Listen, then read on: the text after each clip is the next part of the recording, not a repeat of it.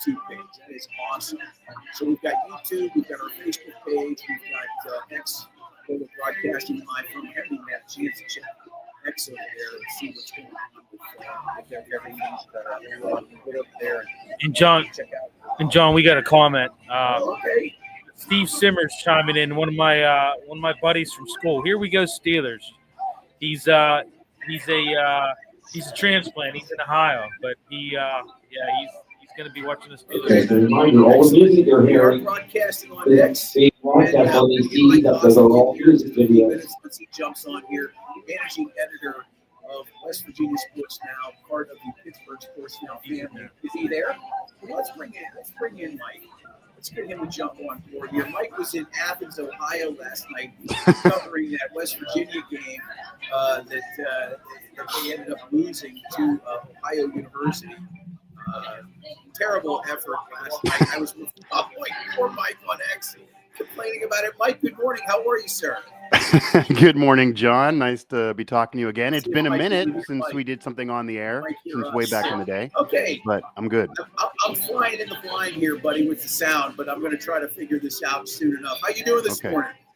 Good, man. Do you hear me? Are we good? Oh, geez. I can't even hear him. I'm going to have to figure this out real quick here. I think what I'm going to have to do is I'm going to have to mute. Go ahead and mute that over there if you can for me on my board. Hey, give me 1 second, Mike. We're learning here on the fly. We're good. We're good. That over there. I think that'll help. Yeah.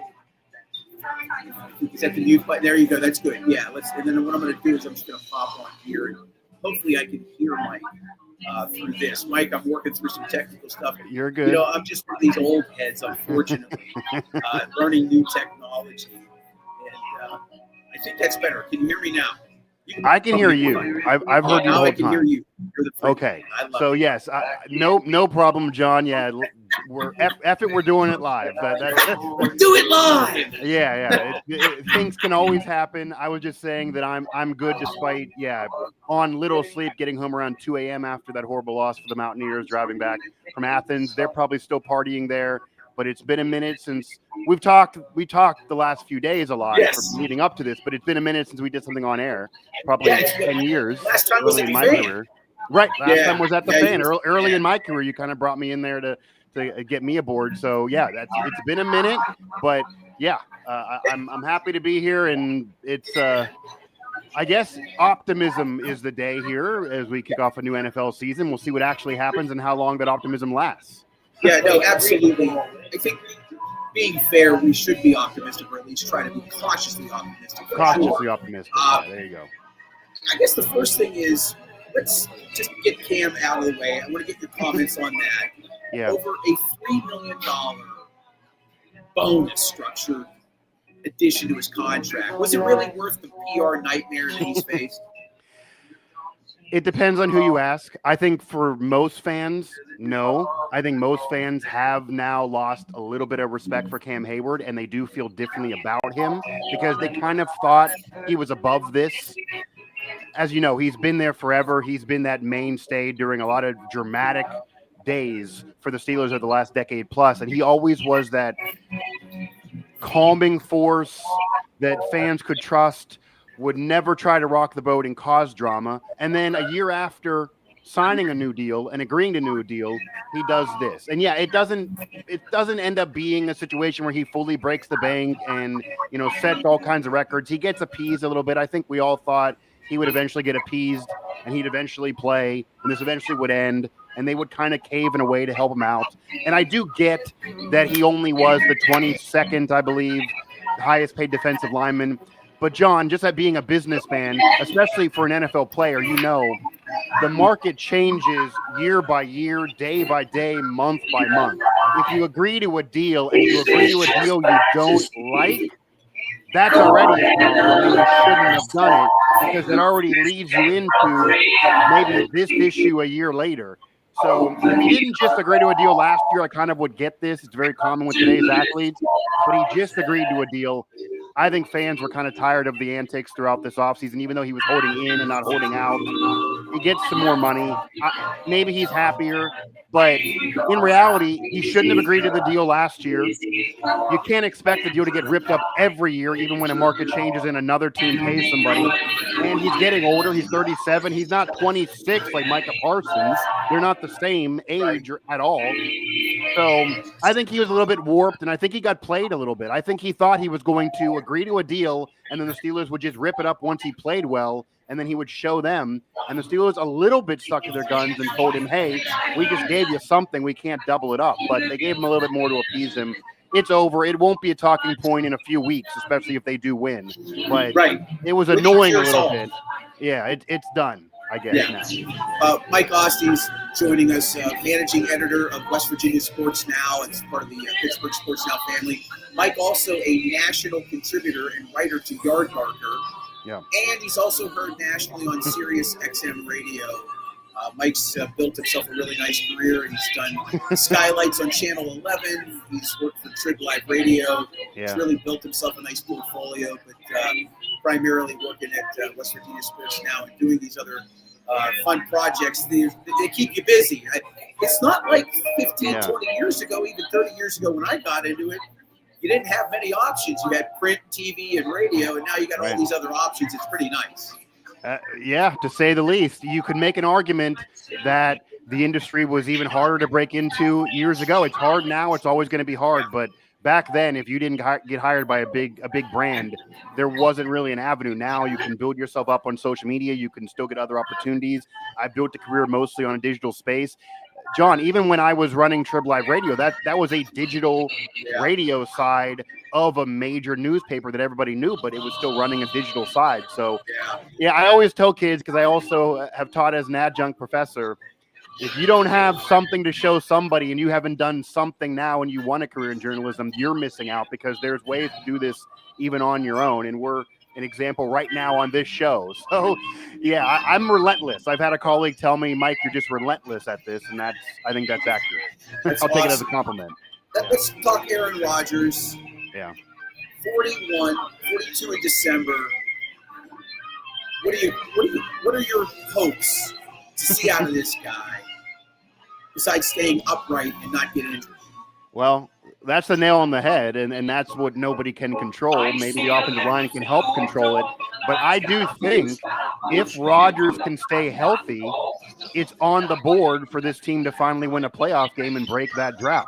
They have an upgrade at quarterback, even at his advanced age, from what it's been in recent years with Trubisky, Kenny Pickett, even Mason Rudolph, who's still there and would come in if Rodgers goes down. Russell Wilson, Justin Fields, who they're going to see today. This is an upgrade. Aaron Rodgers, even last year, as bad as the Jets were, this is funny, John. If you look at just the stats, he had one of the better years in Jets history, just numbers-wise. They didn't win, but just numbers-wise. So if the Steelers can protect him, there's something left there. I do feel I was at training camp. I saw him in person multiple times. The zip of the ball still looks like a guy who can get it done. He doesn't have the ability to get away from the rush as much as he did in younger years when he was kind of mobile in those MVP years. He can't make up for issues with an offensive line. That's kind of what got him hurt early in that Jets tenure. So if the offensive line can protect, I think there's something left there. He'll be an upgrade over recent years for the Steelers, and then that puts a playoff win on the board.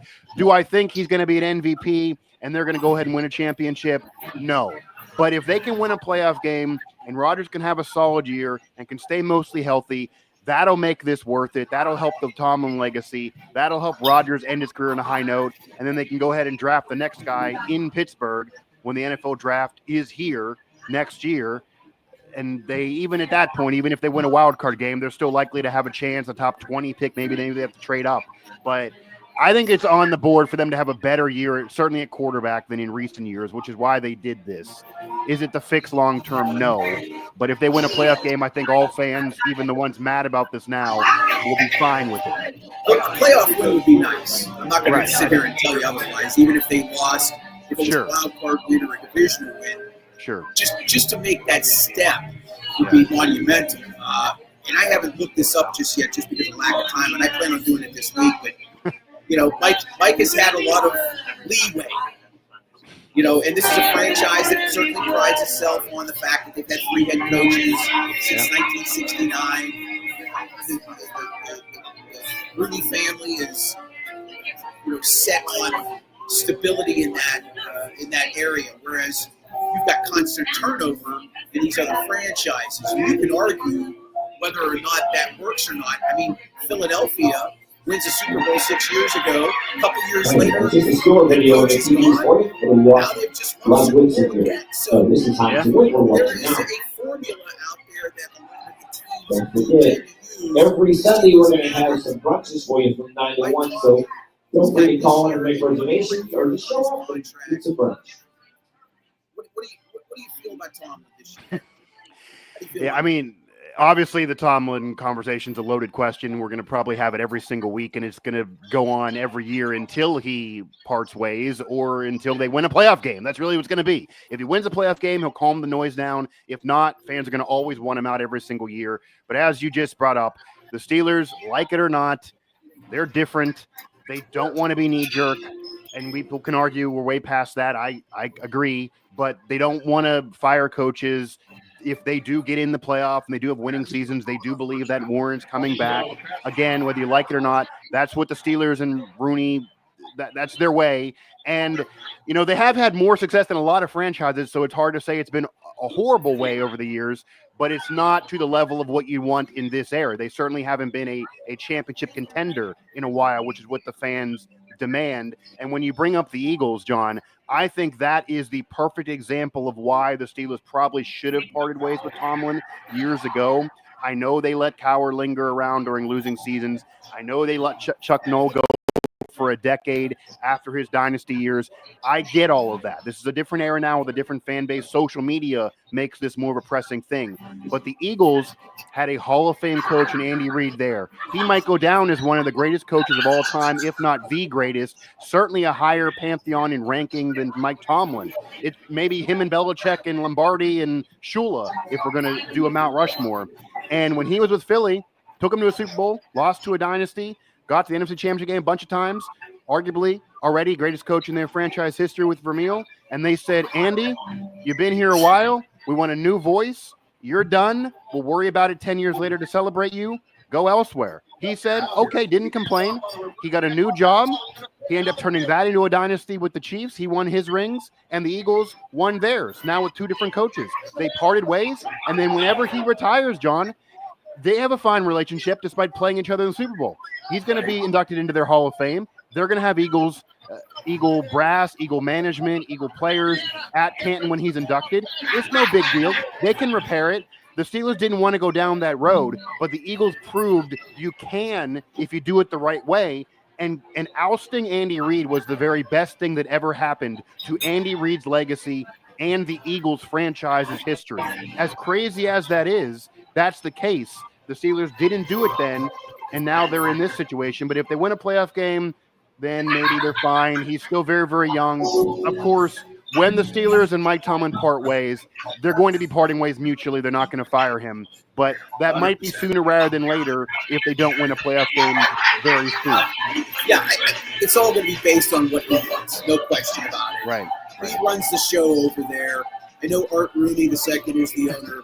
The simple truth of the matter is the buck stops with Mike Tomlin. We're joined by Mike Oski, managing sports editor of West Virginia Sports Now, part of the Pittsburgh Sports Now family. He's a national writer for Yardbarker and can also be heard on Sirius XM. This defense has upgraded once again, right? The money has been put into the defense for a long, long time. Yeah. They jettisoned Minka Fitzpatrick. They've made changes. They've brought Jalen Ramsey in. They brought in some other players. The defense was a big part of the problem last year, especially at the end of the season. Do the upgrades equate to more wins in your mind? The defense has been an underrated problem, certainly nationally. The national conversation always is the Steelers can do enough defensively. Can they figure it out with the quarterback position? And obviously the quarterback position has been a big problem in recent years. And if you have an upgrade, that'll help elevate you. Maybe Rodgers will win a game or two that the past quarterbacks could not. But if the defense isn't better, they're never going to actually be a championship contender. I think right now, as the team as is, they can maybe win a playoff game, win 9 or 10 games, win a wild card game, be better suited with Rodgers to win that playoff game, but not more until the defense is better. I do think it should be a little better than last year, at least, because you mentioned trading Minkah Fitzpatrick, and obviously he wanted more money, and that was part of it, but he's been declining in recent years. What he was in 2019 with all those interceptions and big plays, that's not been who he has been the last couple years. And Jalen Ramsey is still an upgrade even at his age. So adding him and getting rid of Minkah, for me, that's an equal swap, especially when you get Jonnu Smith as a tight end for the offense. So I think the Steelers won that trade. We'll see what happens. But they need a lot of production from T.J. Watt, a lot of pressure on him after his contract, of course. There's even pressure on Cam Hayward, John. We opened up talking about Cam Hayward. If he goes out there and is hurt 6 weeks in and doesn't play well, it's going to really make this whole offseason look ridiculous, wanting a new contract after getting one a year earlier. And then he won't even be producing the top 20 DL in terms of defensive linemen. So they should be a little better. At least secondary should be better. I mean, Beanie Bishop was roaming as a starter to open up last year. I covered him at WVU. I think he's a great player. I think he can have a great career. He's motivated as all get out. But I don't really think he's an NFL starting nickel week 1 as a rookie. And that's what he was last year. So they should be a little better off defensively, but there's really pressure. And fortunately, John, they may have a week where we're all talking positively in the region, because I think this is a really solid matchup for that defense to perform. The Jets and Wilson and Fields, Justin Fields, they got a lot to figure out. Their fans do not believe in that offense. I have a good friend who's a Jets fan. I mean, it could be an issue for them to get going, and this could be a great matchup for the Steelers to look good early and maybe even have a chance at a game they can win with only a few touchdowns on the board. Maybe that's not the case the rest of the year, but could be the case in week 1, even forcing turnovers against Justin Fields early. Yeah, real quickly, Bill Akins, you had something you wanted to add to this? Yeah, hey, Mike. Hey, what's going on? What's going on? I just wanted to ask you, do you think there's a little added pressure on, on Terrell Austin and Tomlin with this defense? I mean, when you look at it, in the last 4 years, they've outspended all other teams in their defense. So, yeah. I mean, do you think there's a little extra added pressure, I guess, so defensive form? 100%, and there should be. It's only fair. They're spending money on the defense, as you guys know, and even fans know. Tomlin made his bones as a defensive coach. People forget that. He's a defensive guy. So it's one thing if he can't develop a quarterback and he won big with Big Ben, a Hall of Famer, okay, he's a defensive guy. But if the defense is collapsing, you're a defensive guy. So it looks worse on you, especially when you're spending the money. And I think we all know, I just talked about it a few minutes ago, if the defense is bad and they don't win a playoff game or they even have that losing season, Bill, you know this too, what the Rooney family is going to do, if they even want to make a change, they're going to fire Austin first. Right. And then talk about Tom and whether we want to part ways, whether we want to do a one-year thing, whether we want to announce that we're going to end up soon, or whether we want to give him another year to try things. They're not going to fire Tomlin. They're not going to do it. He won a ring there. He's going to be in the hall. He's going to be a Hall of Fame coach. You're not going to do that. But Austin will be the scapegoat. It's the same thing that I remember back in the day, actually, when I was on the fan with John, there was a conversation about Todd Haley. That offense performed in that playoff game, and he was the scapegoat there. They scored 30 points, and he was the scapegoat there. Tom was not going to be the scapegoat for the Rooney family, even if they want to be done. They'll find someone else. So there's pressure. They both deserve criticism if the defense is bad. But Austin is the guy whose job is on the line more so, and I'm sure he knows that. I would imagine a year with poor defensive play after all the money they spent, he'll be the guy gone because TJ's not going anywhere. Cam, they're going to let retire there. Tomlin, they'll part ways mutually if they want to be done.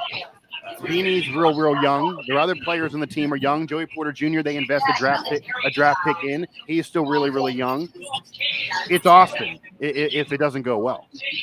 Mike, real quickly before we let you go, season prediction. What do you think they're going to do this year? Wow.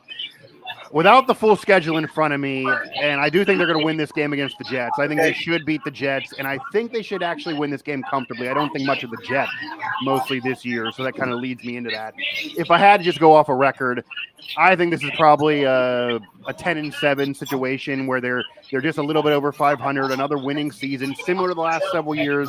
But as I said, they win the 9 or 10, likely the 10-7 year, and then they win a playoff game. So I think it's on the board right now, and I'll go out on that limb now. They'll go 10-7 and then win a wild card game, make the Rodgers edition worth it, and then that'll be it. And then they'll maybe get blown out the next round.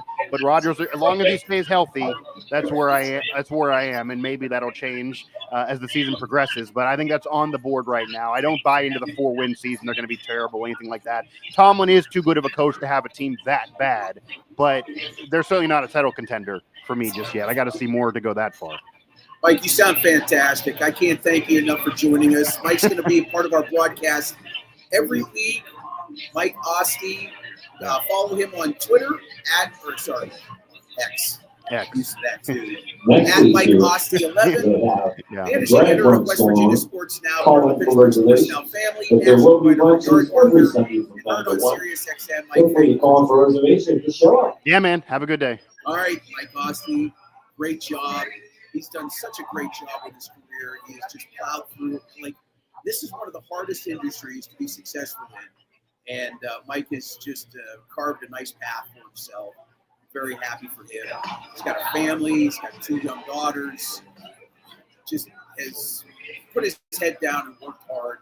And he's got a great base of knowledge. We're excited to have him on every week. And it's just good to be able to connect with some of the folks that I have worked with in the past. Paul Zeiss joins us at noon today. Former 93.7 The Fan host, longtime writer for the Pittsburgh Post-Gazette, a columnist now for that newspaper. Joins us at 12 noon today, and we're excited to have him on the show. Portions of today's show, I should mention, are brought to us by Arch Masonry and Restoration.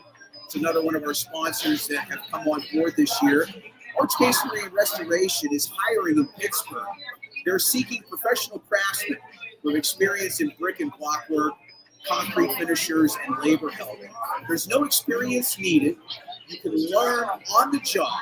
They have an advancement program and classes that can jumpstart your career in construction and the building trades. Call 412-564-5733 or visit archmasonryinc.com to learn more. archmasonryinc.com is the place to go check out more information.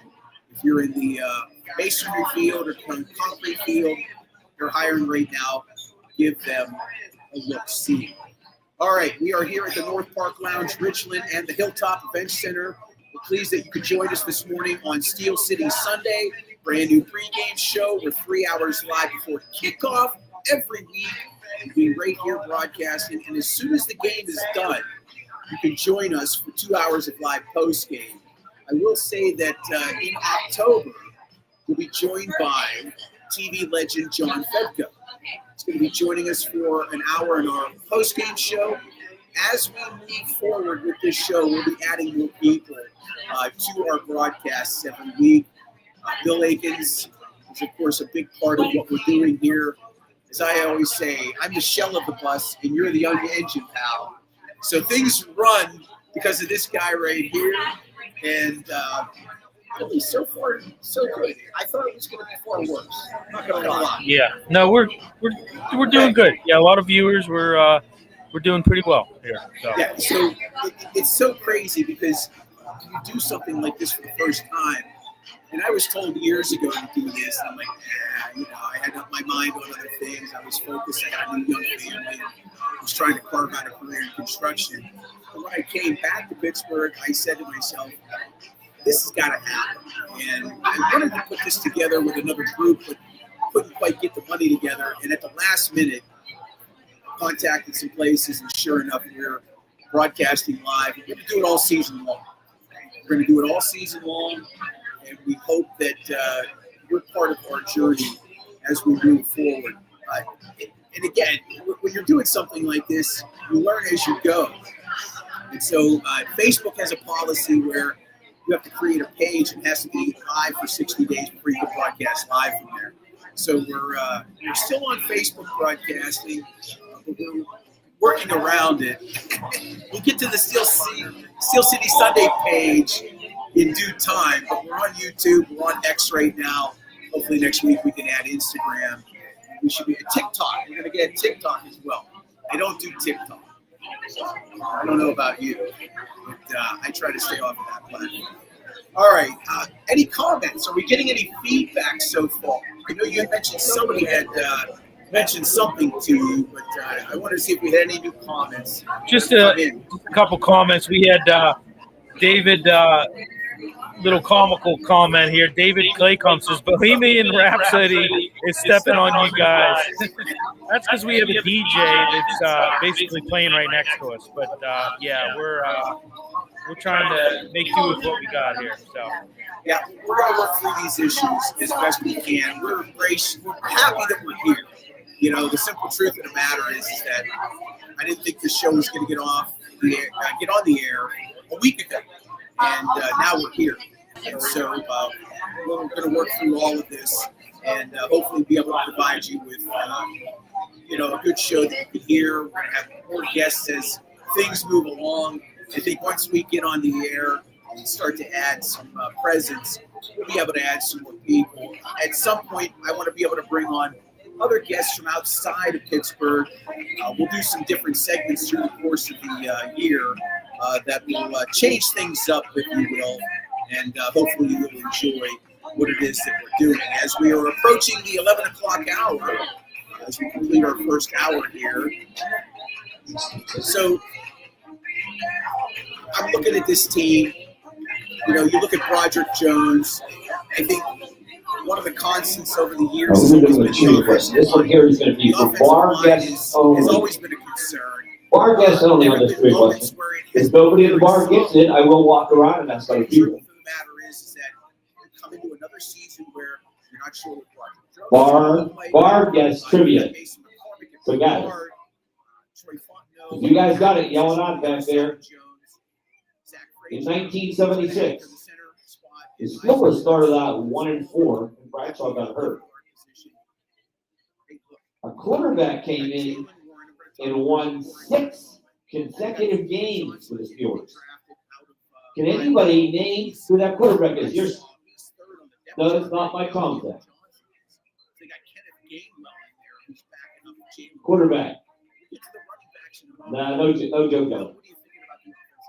Quarterback came out. Well, I'm a little concerned, obviously. I mean, from what I understand, Broderick didn't have the best team.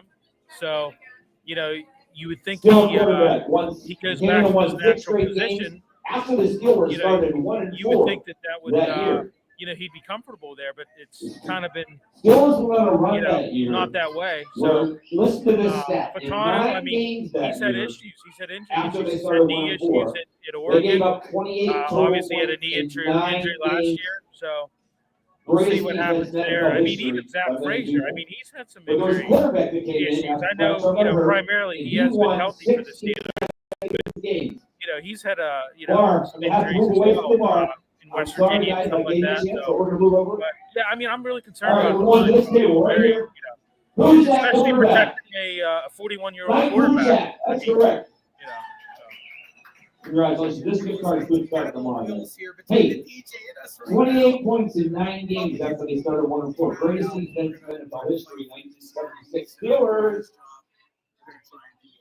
It's the North Park Browns, Richland, and the Hilltop Event Center live on Route 8 in Gibsonia. This is Steel City Sunday here on YouTube, X, and Facebook. I'm John Phillips. Bill Akins, our executive producer, and don't worry, Bar. I'll give those bar people a chance eventually. As we are about to enter our second hour, the line is always going to be a concern, no question. When you invest such money in the defense, there's just going to be other areas of your team offense you might not be able to spend as much, and that's where drafting comes in. You don't have you have Omar Khan, and you have Mike Tomlin, right? Kevin Colbert's been gone for 3 seasons now. Yeah. It's a completely different regime that is in charge of all of it. And not to say that Tomlin didn't have a large say in what Colbert was eventually doing, but Colbert was effectively the general manager of the club and, was making these decisions along with other people on the staff. Now it's Omar Khan, and it's Tomlin. And you're going to get a pretty good feel here by the end of the season where we're at in the progression of that leadership and how they're putting this roster together throughout the course of the season. Again, hate to go back to the fact that Aaron Rodgers is 41. If you break down in pass protection and as fast as the game moves, it's lightning speed. A 41-year-old quarterback becomes 42 in December. It takes one bad assignment or missed assignment. I know Jalen Warren has been a pretty good blocker when he's been in pass protection. I think that's something that people have, referenced and have actually highlighted last year, picking up, blitzes that are coming in, schemes that the defenses are going to have that you're going to face. If you miss one assignment, you're now back to Mason Rudolph. And that may not be a bad thing. He's been in the league now, I think it's his 8th or 9th season. And of course, he spent the majority of it here in Pittsburgh, went to Tennessee last year. They've gone in a different direction with Cam Ward. He's back, and it's just one step away. You're just one play away from having that situation unfold. It is a little scary, but, hopefully won't hopefully the offensive line can protect you. Well, I tell you what matchup on the line that I'm most concerned about is Will McDonald versus Broderick Jones. I mean, that's a pretty, tall task for Broderick Jones. I mean, when you look at it, McDonald's coming off a double-digit sack season last year, and Jones allowed a double-digit sacks last year. So that's a big matchup concern for me on the line, So I think Jermaine Johnson's back as well. Yeah. Another player that's coming back for the Jets. They missed him because he was injured early in the season. It might be week 4 or 5. He was out the rest of the year. He's going to pose a threat on that defensive line, adding additional rush threat for the Jets. Lots of concerns. 3 games in your preseason now. You don't have 4 games. You don't have the first-team offenses and defenses out there for 2 or 3 quarters. You're getting a couple drives max, and that's it. And so gelling, and especially when it's all new, you've got a new running back. You've got DK Metcalf that has come in here. He's brand new in this system. Rodgers, and throw in a couple of other players, and you might have 3 or 4 new players that are starting on that offensive side. Maybe it's 5 players. And now you've got a handful of plays in your preseason games that you're actually out there in live competition. So, yeah, this is almost like the de facto first or 4 preseason game where you hope that they can pick things up pretty quickly within the first quarter or so. It's a guessing game. It's a chess match. We'll see what the Steelers can end up with. Okay, we're live. We're on YouTube. We're on Facebook. And we are also on X broadcasting our brand new pregame show, Steel City Sunday. We are live here at the North Park Lounge in Richland and the Hilltop Event Center. Thanks to them hosting us. Alongside Bill Aikens, I'm John Phillips. We continue to take you through our pregame coverage. And again, it's just nice to be able to talk Steelers football with a lot of people out there. You can make comments on all the different platforms. If you have something you want to say in this pregame show, you're welcome to do so.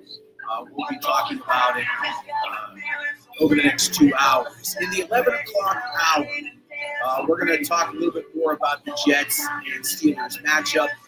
At 11:30, we want to talk a little bit more about the AFC North games. We've got an interdivisional game taking place. We got the Bengals and Browns at 1 o'clock today. That's at Cleveland. And then the Ravens and Bills tonight, Sunday night game. That includes the 3 division rivals who they're playing this week. We'll talk a little bit more about that as we move on. Jets game today at 1 o'clock at MetLife Stadium. Justin Fields, we haven't talked about him. Some motivation for that young man. He starts the season out last year at 4-2. And look, we knew that he was going to come in and be more of a threat to run the ball. If they gave him some time to throw, makes good decisions, you take what you get there, you limit the turnovers, and I was pretty pleased 6 games in that what he had done was enough for me to think, keep running this young man out there to see what he's going to be able to give you, and maybe you find yourself a long-term starting quarterback, somebody you can sign to an extension, right? He was in the last year of that rookie deal that he got when he was drafted by Chicago. And overall, I thought keep playing this young man. And they decided to change things up to Russ. Yeah, Russ started out pretty decent, but the wheels kind of fell off there at the end of the season. It was definitely hard to watch. And just the very intermittent, spotty, let's throw him in for a play, let's get him in here for a drive. And it really wasn't all that much. It was fairly confusing, and I'm sure it was frustrating for him, as it was probably for Russell Wilson, who felt like he was going to be the starting quarterback to begin the season. But that little injury that he suffered in training camp opened up the door for them, and the quarterback scenario played out the way it did last year. Yeah, and pushing a sled to boot. I mean, that's, I don't know. Here's the question I have, John. Is this Justin Fields' last shot at legitimately being a starting quarterback? Fair question. No, I think, and I don't know what he signed. I think it was a 2-year deal, 3-year deal with the Jets. We can maybe look that up. It wasn't long term. I know that. Right? It wasn't a 4-year contract. Well, certainly a 4-year contract. He's going to get more opportunity, I think, just because of his athleticism, and he's still relatively young, right? It really just depends on the team's needs. A team like Baltimore, a lot of these teams, they run the RPO these days. The game has certainly evolved. I still think drop-back quarterbacks are essential in winning a Super Bowl, right? You have to have somebody that can sling the ball down the field. That doesn't mean they can't be mobile and also throw the ball. You have an RPO system in as your offensive setup, you're going to need a mobile quarterback, or at least somebody that you feel like you can feature. And the college game is set up that way, and so the NFL, as it's basically their feeder league, the offenses have changed, and they have adapted to this style of offense. I mean, the Baltimore Ravens, they don't run the Delaware wing T, but they certainly run the ball a great deal, a lot more than most of the teams in this league. I'm almost certain they led the league in rushing attempts last year. If not, they were second. And they have basically developed an offense around Lamar Jackson. And you tend to do that, right? Your quarterback is going to dictate a lot of that. And that's where the league has kind of gone. And so I think for Justin Fields, you ask if this doesn't work out in New York, what's going to end up happening to him? I think it's really going to be based on the market, right? The market's going to dictate whether or not Justin Fields gets another opportunity. If he starts 8 games and they're 3-5 and he's played poorly and he gets benched, whoever backs up him, that's going to be part of the process. Right? The Jets keep him at the end of the offseason. Does he stay with the team? Do they release him? Fields' play will dictate a lot of that for sure. If he plays, look, if they're a 500 team, 8 and 9, it's an improvement. You have to look at it that way. I would look at it that way. Now, when you're spending tens of millions of dollars on players, 275, what's the cap this year? 55, 265. It's a significant amount of money. When you're spending that kind of money, if you win 8 games but don't make the playoffs with Justin Fields, is that enough to bring him back? I would say yes. What about you? I would say so. I mean, I will say one thing. This guy's played in a lot of systems, and that can be a good thing, and it also can be a bad thing. I mean, when you look at it, he was in the Arthur Smith system last year. Now he goes to I the Jets, remind you that and these you stuff let like Steve is all on be these very CDs, blessed. music videos. Being They're the gonna play Jets head another coach, video so right he's now, learning a whole highlights from new the Super Bowl. system now. So I don't know. I Steelers mean, Cardinals coming up next. it's going to be. He's. I don't know. We'll see how it goes. It's. I liked him. I really was happy that they brought him in last year. I'm not going to lie. I thought there was plenty of opportunity for the Steelers to just keep playing. How many? And make a decision. How many? How many quarterbacks go 4-2 and get benched? Right. Yeah. Well, I mean, it happens, but I mean, I'm trying to stay positive. An hour and I don't know how we're an hour and 9 minutes in. I'm just throwing it out I there. don't want to go into the doom and gloom of Tomlin just yet. Well, yeah. Let's give it a few games. Yeah. I will say one thing. I did too. I will say one thing. The key to stopping him, I think you're going to see the Steelers. They're going to use a lot of spies to contain him, like in that dual threat ability. I think you might have like Peyton Wilson or Patrick Queen, using the spying, using the in order to contain that dual threat ability that he has. So I see we got some people watching us on X right now. Thanks for joining us. You're welcome to leave some comments down below. Please retweet the show, follow us. Make sure you let people know there's a new Steelers pregame show live every Steelers game this year. It's going to be right here from the World Park Lounge and the Hilltop Event Center in Richmond. Right on Route 8 in Gibsonia. We'll be broadcasting live all season long. Not just pregame. As soon as the Steeler game ends, we'll be on postgame right away. We'll be adding people as the season moves along. We have some conversations with some people set up for this week coming into week 2. Hope to announce some new partnerships. It's a Wrap Sports is a partner of ours. We want to thank Maddie B and that entire crew over there at It's a Wrap Sports. They do a lot of Philadelphia-related programming. They do a Happy Valley Huddle, which is a Penn State football postgame show. They do that program. They do a show called The Final Word with Maddie B. If you're a Philadelphia fan, you can check that out. It's a nightly Philadelphia sports talk show with Maddie B. Go follow It's a Wrap Sports on YouTube. They're our partner in all of this as well. We're excited that they've brought us on board. We got some. How about that? We're producing a show, folks. There you go. There's the Final Word with Maddie B. I'm not going to say anything. I'm going to say nice things. I hope those guys. I think they could take jokes. Oh, absolutely. They've got a second Lombardi over there, so they probably don't mind, right? Yeah, when you're winning championships, it's all good. All the hate you get is just drink that in, right? That said, hey, take some healthy shots at us. It's fine. Yeah, I know. It's okay. It's good. They said we're gonna reciprocate it, so it's okay.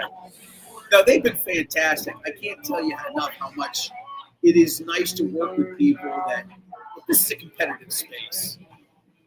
There's a ton of Steeler blogs out there. There's some of the biggest ones that have been around a long time. And then there's others that are trying to find their foot in that space, and they're growing. There aren't many people doing this, I can tell you that right now, outside of the Steelers network, radio network, and of course the Fan, who spent 6 years working for. There's really nobody doing this. There's some post-game shows out there, and you can find a variety of them. Hopefully we can find our way into your schedule when the Steelers games round up. I'm John Phillips. Bill Akins is with me.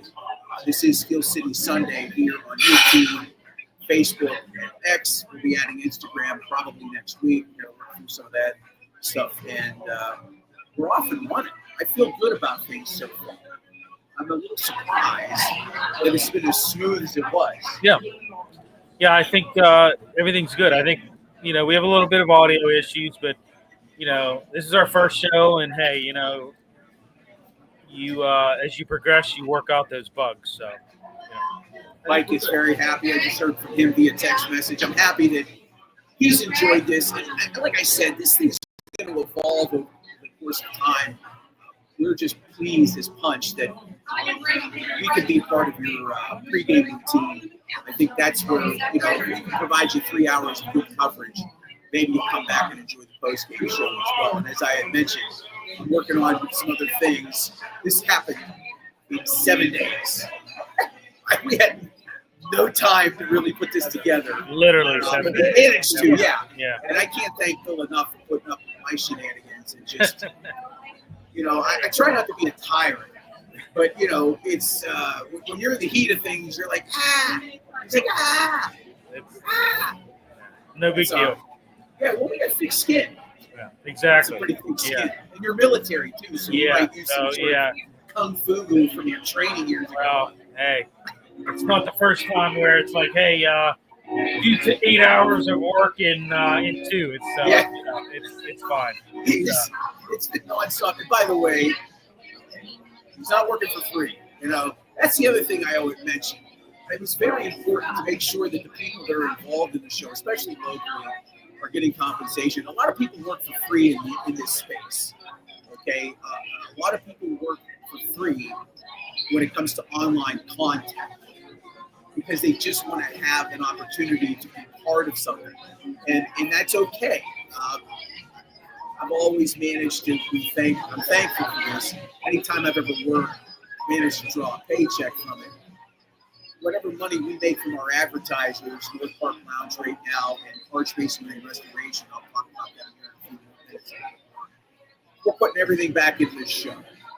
Production-wise, talent-wise, we want to have people that you trust, that you know. As I mentioned, John Fedko is going to be joining us in October. It's going to be a part of our post-game show for an hour. We're working on some other people. We'll be making some of those announcements probably in the next week or so. I had some real nice conversations with a few people this week. One in particular who, you say his name, you know who he is. We're working on a partnership with one of the Steeler blogs. Hopefully we can have some sort of announcement about that this week. We're stronger together. That's the way I look at it. That's one of the reasons why we were happy to partner with It's a Wrap. And, their support has been tremendous. I think this thing will be off and running pretty nicely as the season progresses along. Steelers and Jets, the line is up to 3. It was 2.5 for most of the week. And I'm taking a look at some of the odds right now, trying to get into my FanDuel account. I've got money to burn today. We'll talk about some prop bets here in a little bit, but I want to just take a peek at the line. I think the betting line right now is -3 in the NFL. So the Steelers are 3-point favorites. Mike Tomlin, over his career, when he goes on the road and is a favorite, is a very sketchy proposition. His teams in the past have underperformed, especially against teams that are sub 500. Now, this is week 1. We've got a new quarterback. We've got a lot of change just in general. It's going to be a very dicey situation. In scenarios like this, especially when we're talking about championship coaches, I always like reminder is going to be one of these bunches every I'm not Sunday saying from the 9 to Jets are 1. going to win today, but I'd rather have Feel free to call in and make than reservations 3 on the or road. just show up That's and the general rule. enjoy your brunch. Yeah, Steelers are 3-point More favorites trivia right now. questions are coming Things haven't soon. moved since the early morning hours when things kind of changed a little bit here. Currently looking at FanDuel, you've got the Browns are now down to 4.5. Bengals are 4.5-point favorites, so that line's moving. Could be sharp money coming in from Vegas. It's after 11 o'clock. That's usually an indicator. You always want to look at the money and tickets sold, money lines and things of that nature. That's all part of the gambling experience. As I mentioned, a little bit later on, we'll talk more about that. But I guess let's maybe dive a little bit more into this Jets matchup. And DK Metcalf. Coming on He's with got some more Sauce trivia here, guys. Sauce Gardner to deal with today. Any thoughts on that matchup? Metcalf, 27 years old. Boy, I'm going to involve you guys in the trivia and everybody on this side of the bar in a trivia question right here. So if you're on this side of the bar or you're at these tables, these two tables right here, I'm going to ask a trivia question. See who gets it right. All right. In 1996, The Steelers traded for I mean, Jerome it's Bettis. going to be a big one. I mean, no doubt about it, John. What team did we trade You know, with? you look at it. On He this side recently only, signed so that. don't yell Sauce out Gardner because recently we're signed that new right contract. here. These couple tables. It's a big task for Who him do we trade with? to Get Jeff cover Rams. Metcalf. The Rams. And There you go. likewise, it's a big task for Metcalf to go against This Sauce is the Gardner. good start So, tomorrow. we'll see Congratulations. what happens. There's a lot of, there's Steelers a lot gave of up matchups in a this second game. and fourth round pick in 1997. You look at it to too. get How Jerome about Bettis. And they got Jerome Bettis in the third round pick. how about in the Steelers' 1996. defensive front against the Jets' offensive line? You know, Elijah Vera Tucker's out for the season with those torn triceps. So, I know the Steelers are looking to exploit that now that Vera Tucker's out. I would too, exploit it, put the pressure on the weakness and see what happens. But, there's a lot of matchups. But, yeah, definitely Sauce Gardner, DK Metcalf. Doesn't get any better than that, right? Yeah, Xavier Newman-Johnson's going to slide into that position for the Jets as a third-year offensive guard out of Baylor. So he'll have a stress test today against the Steelers at that right guard position. Look, they're going to try to run the ball. I think if the Jets are going to be successful today, you're going to have packages that are going to feature not just Breece Hall, but they're going to feature Justin Fields. Yeah. And you're going to attack the Steelers running the ball. That's how they're going to have to do it, at least to try to be successful. And Hall has been pretty good. The fourth-year running back out of Iowa State, decent season last year. Fields is going to need to get – if he has 80 yards rushing today, Steelers are in trouble. Right. The way I look at it. Oh, yeah. If he can pick up 180 yards passing and run the ball for 80 yards, that's going to be a big indicator on how well their offensive line is performing against that Steelers defense. And I think the Steelers will buzz around them, and I think they will certainly focus on keying to stop the run. They want to force Fields to throw the ball. Absolutely, yeah, right. Robin Restaina chimed in with a comment here. She says, bigger revenge game for Rodgers or Fields? It's a good question. Great question. Yeah. Fields, because he's got more upside in the future. Right. Now, for Rodgers, it's just video for you on those keys across that does he want back to wall. go out, carrying a Lombardi again? Sure. Is that going to happen? Probably not. I think probably more for Fields. I think he's probably more upset about how he was handled last year, and rightfully so. Rightfully so. They should have never benched him after Game 6. He was doing, I think, a commendable job given all the circumstances. Let's talk about offensive coordinators for a moment. I think he had 3 over 3 seasons. His last 2 in Chicago, and then coming here for 1 season. Right? That's tough enough for anyone, especially somebody young. And to have handled it as well as he did last year, right? Really didn't turn the ball over too much. That one dart he threw in the Denver game that came back, that pass that he threw to, was it either Deontay? Remember that 55-yarder against Denver? Yeah. On a dime. Yep. It came back on a penalty. Right. Yeah, I do remember that. So it was either to him or Pickens. I think it was actually with George Pickens. I think it was Pickens, yeah. Just a pretty ball. Yeah.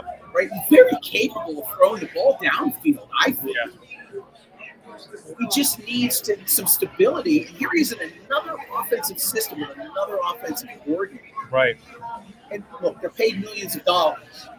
I'm not going to sit here and paint, a sympathetic picture in the sense that this is what you do for a living. You need to figure this out, and you need to do it quickly because we need to stack wins and get into the playoffs and make a deep run, right? That's the objective. That's the one thing about Tomlin and any of his supporters never had a losing season and stability, and he's a player's coach. They play this game for one reason: Lombardi trophies. What your record in January is reflects who you are long term as a head coach. And I give credit where credit is due to Mike Tomlin. Right? He's in year 19. Never had a losing season. Been to 2 Super Bowls. Since 2010, record shows 3 playoff wins, folks. 3. And he got 2 of those in 2016, of which the last victory was an 18-16 win where they didn't score a touchdown. And you take them Booker by crook. That's just the facts. That's just the facts. You play to win championships. You play to get into January and win games there. Winning seasons over the course of 19 years is great. You've never had a losing season. That's great. But it's time to change that. They have to make the playoffs this year, as far as I'm concerned, and win at least one playoff game for me to feel better about where things are going with Mike Tomlin. And I'm not delusional. He's not going anywhere. Mike Tomlin has a job for as long as he wants it. He's earned that right under the Rooney banner because that's how they operate. Unless Art Rooney II, who only got into the football business about 25 years ago. He was an attorney for many years. As his father started to get older, he got more involved in the family business, eventually took over as team president and hired Mike. It's the only coach he's ever hired. Art's not going to let him go. I think they'll have hard conversations. Maybe those conversations have gotten harder in the last few years. It's very possible that they have. I would think, if I'm Art Rooney, I'm probably, sitting down and trying to work this out with Mike and where the failures are at. And Mike is a good soldier, as a man who's in charge of one of the bulwark franchises in the National Football League, right? When you talk about top tier, the top tier of NFL franchises, you've got the Steelers, the Patriots, you've got the Packers, you've got the Cowboys. You've got those 4. It's a big deal. No playoff wins in 8 seasons. Getting blown out in the last 5. We just boat raced in every single one of them. Don't say that they only lost by 3 to Jacksonville because they were down 21-0 pretty quickly, right? They played that Kansas City game, no score until the early second quarter when T.J. Watt picks up a fumble and returns it for a touchdown, and then Kansas City just flipped the switch.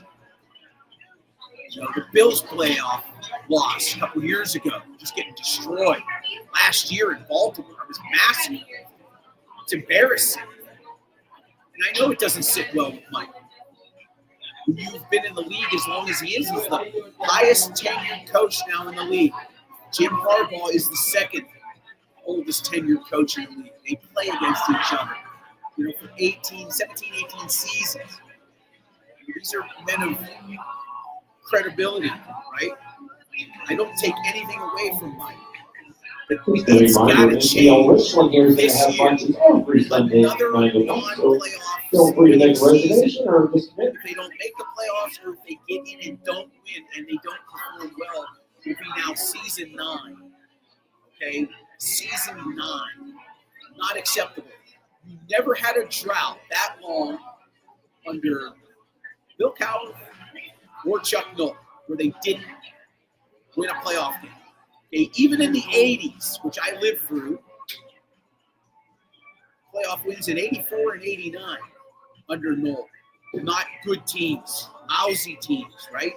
Once they got into the new decade of the 80s, those players from those Super Bowl runs in the 70s were retiring, right? They were going to other teams, right? You had Franco going to Seattle. You had players retiring, right? They just got older. Didn't have free agency back then, right? Free agency didn't happen until 1991. So the league was very different back then. Chuck made chicken salad and chicken scratch, quite frankly. And I think Mike Tomlin, to some degree, has. He has certainly gotten them into the playoffs, maybe with some teams that were questionable. Something you might want to add there? No, yeah. I think the fan base as a whole is getting a little bit tired of not winning a playoff game. It's almost been a decade. 2016, And I know Zig Fracassi, who we're going to have on the show later, has said that. You know, he's on Sirius XM NFL radio, and he said, you know, I take calls all the time from Steeler fans that are like, you know what, like enough. Yeah, we need to win a playoff game. We haven't won a playoff game in almost a decade. It needs to change. You know, having a winning season year after year is not enough. We need to win a playoff game. So, yeah, without a doubt, they have to win a playoff game. It's imperative. I'd like to see them win the division. I mean, if you're not striving to at least win the AFC North, right? Getting to the playoffs is obviously important. You want to win the division. That means a home playoff first of all. Right. Gives you a better chance of winning.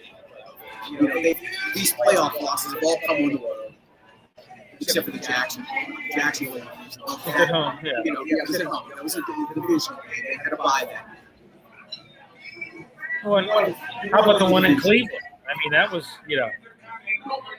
Oh, I'm sorry, they lost that game at home. That's right. Thank you. Yeah. And that was the COVID. Right. Yeah.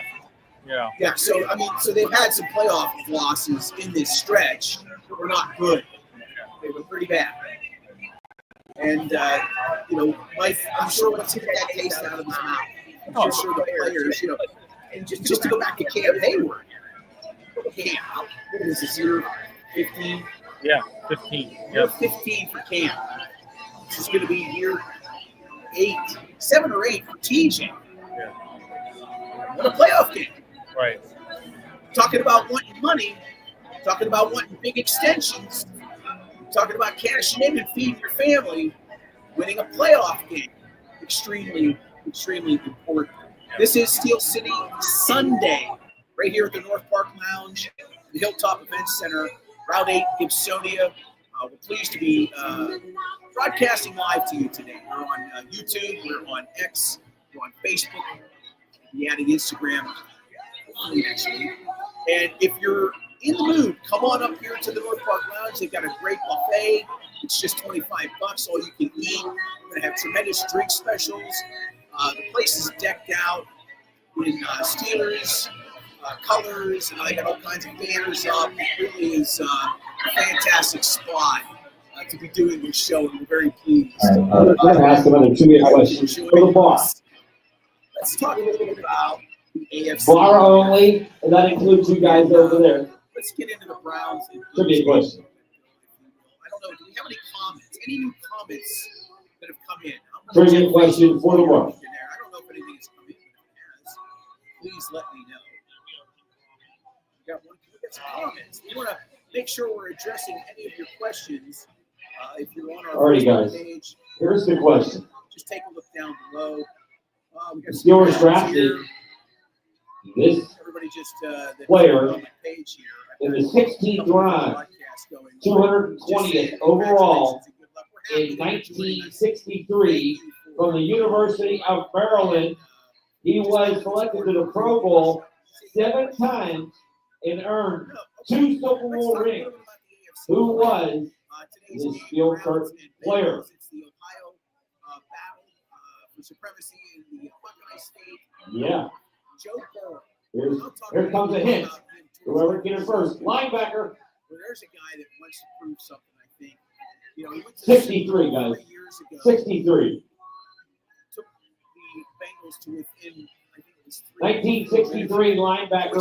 Pro Bowl 7 times. Won 2 Super Bowls. Browns as a franchise. Here comes another hint. Talk about our problems here. The other linebackers were Jack Lambert and Jack Camp. Who was the third linebacker?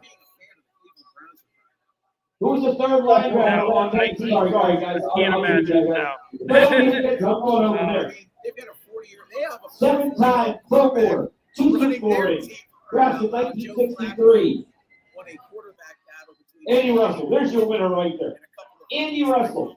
mentioned. It was Russell Hammond Lambert. Yes. 1963, 7-time Pro Bowler. We got a winner over here. Maybe the pros that gamble in Vegas know something. Congratulations, sir. $10 gift card. Good start tomorrow, though. Start tomorrow. Thank you. He's slinging the ball still. Yeah, I mean, it's amazing. I mean, how long is he going to hold up? I mean, I don't know. I mean, they're coming off a 3-14 season. You know, they've made several coaching staff and roster changes, but, you know, I mean, you know, including signing Joe Flacco. But their defense, obviously, we know, led by Myles Garrett. Mason Graham, that's another guy I would like to watch, the rookie. I tell you what, though, the Browns still face major challenges, John. I mean, and then particularly on offense. I mean, I think losing Chubb, big loss for them. He's down in Houston now. But, when I look at the Browns before, you remember when they had Hunt and Chubb, they kind of ran the ball to set up the pass. Now, Reminder, this they videos have are to all pass to set up the run. I don't know. I mean, it's, And Joe Flacco, I mean, I think he can give him a couple good games. I mean, right? No, I think, look, he's seasoned enough. He's won a Super Bowl. Right. He is a quarterback that is a smart guy, right? He's going to be able to read a defense. Right. One thing about these veterans, right, and that's where guys like Justin Fields are still at a bit of a disadvantage, right? They don't have as much experience. He played only 6 games last year, and sporadic isn't even a fair word to describe what he got after he got benched last year. I think he might have seen the field for 6, maybe 8 plays. I don't think it was even that many. It was a handful. Very, very minimal. A guy like Joe Flacco brings such experience, he can look at a defense and know what's coming, generally speaking, and then be able to communicate that to his receivers and offensive line. That's the difference in a league where you have these older quarterbacks and you're concerned about their health and their stability. If they get hit, right, they're going to break into pieces. A guy like Flacco is going to be able to recognize and be able to get a ball out to save himself, continue a drive. Now, he gets blindsided, different story, right? If somebody comes up the A gap and there's nobody there to pick that up, he might get hit. And there's nothing he can do. So there's all that situational stuff that comes up while a game is playing. And we talked about this a little bit earlier. The actual speed of the game. It just gets faster year in and year out. These players get bigger and bigger. They get faster. I mean, you have guys that are 250, 260 running 4.4s. Yeah. 4.4s. Right. It's 6'4", 250. Sub 4.4s. It's insane. And they're playing edge. Or they're playing outside. Playing at 2 Myles Garrett when he's at 275. Right. Guy's quick as a cat. He's one of the best defensive players in the league. I'm not saying he's the best. I'm saying that that's the type of player that Joe Flacco has to worry about. And he gets to face him today. On the road. Right? It's not Old Municipal Stadium, but it's still a very formidable place to go into. Those fans up there, they don't like the opponents. Well, They don't like it. yeah. They don't like the opponents. Yeah. You ever been to a game up there by any chance? I have not. No, I value my life too much to go up to a game and So, last game I was at was before the new stadium. It was at Old Municipal Stadium. I was working. it was a as an dump. intern. I mean, right. I mean, it was an old municipal stadium was Right. a dump. So Yeah. it was maybe the trashiest stadium I've ever been in, and I would love to go back and cover another game. It was such a relic, right? It had that dog pound in that north end zone, right? And they were just rabid. So I was an intern at a TV station up in Erie, and I got an assignment to go up and cover the game in Cleveland. I was by myself. I had a camera, and I'm in the dog pound end zone, about 10 yards away, and I start hearing somebody hurling profanities at a camera guy, because I was the closest cameraman to the field. Hurling profanities, I'm shocked. I'm trying to clean this up a little bit. I don't want to work blue this early. This guy's yelling obscenities at me, and I know he's talking to me, and I look, and he's flipping me the bird, and he's just yelling. I'm about the 10-yard line. And play ends, I put the camera down, and I hear this whistling. And it was a Budweiser bottle, and it landed like 2 feet away from me, and he's like, the next one's hitting you right in the head. think about this, John. I mean, the dog pound, they obviously hate the opponents, but there's a little hatred for their team too. Yeah, there is some hatred for the team. They haven't won. Right out, they haven't even made a Super Bowl. Right. So there's a those little, fans out there are desperate for it. Again, home team hate a little bit. Yeah, they do. Watch this next video. It's from December 23rd, 1972. I mean, they may not admit it, but come on, there's a lot of frustration up there on the lake. So I was still early in my career. I had done syndicated radio, came back to This is a Pittsburgh. good one, guys. So I was in between radio jobs in '96 when Art Modell picked up the Browns franchise and moved them to Baltimore. Yeah. And I'll never forget this. Okay, because I had been to enough Steelers-Brown games in Pittsburgh, and I was at one in Cleveland, and I knew I'd never go back again. I'll never forget those fans coming to Pittsburgh at the end of that season and in tears, knowing they were losing their team, and being embraced by Steelers fans. I thought hell had frozen over. They played late in December of that year at Three Rivers. The Browns ended up making the playoffs. They played a game here. I'm pretty sure it was a wild card game. And they lost that wild card game. It was the only time I'll never forget watching Browns fans and Steelers fans embrace one another. Being empathetic and sympathy.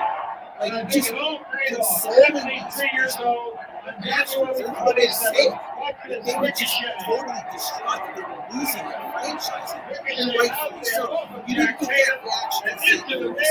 You didn't get that reaction in Los Angeles. Baltimore suffered for a while until they were able to get the Ravens.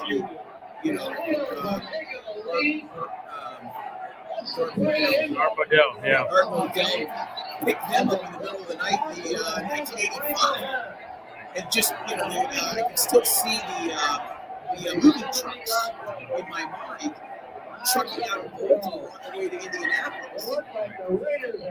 That franchise suffered for a long time. The Browns just quickly got their franchise back a few years later. Right. Baltimore suffered for a long time. They were able to get back in.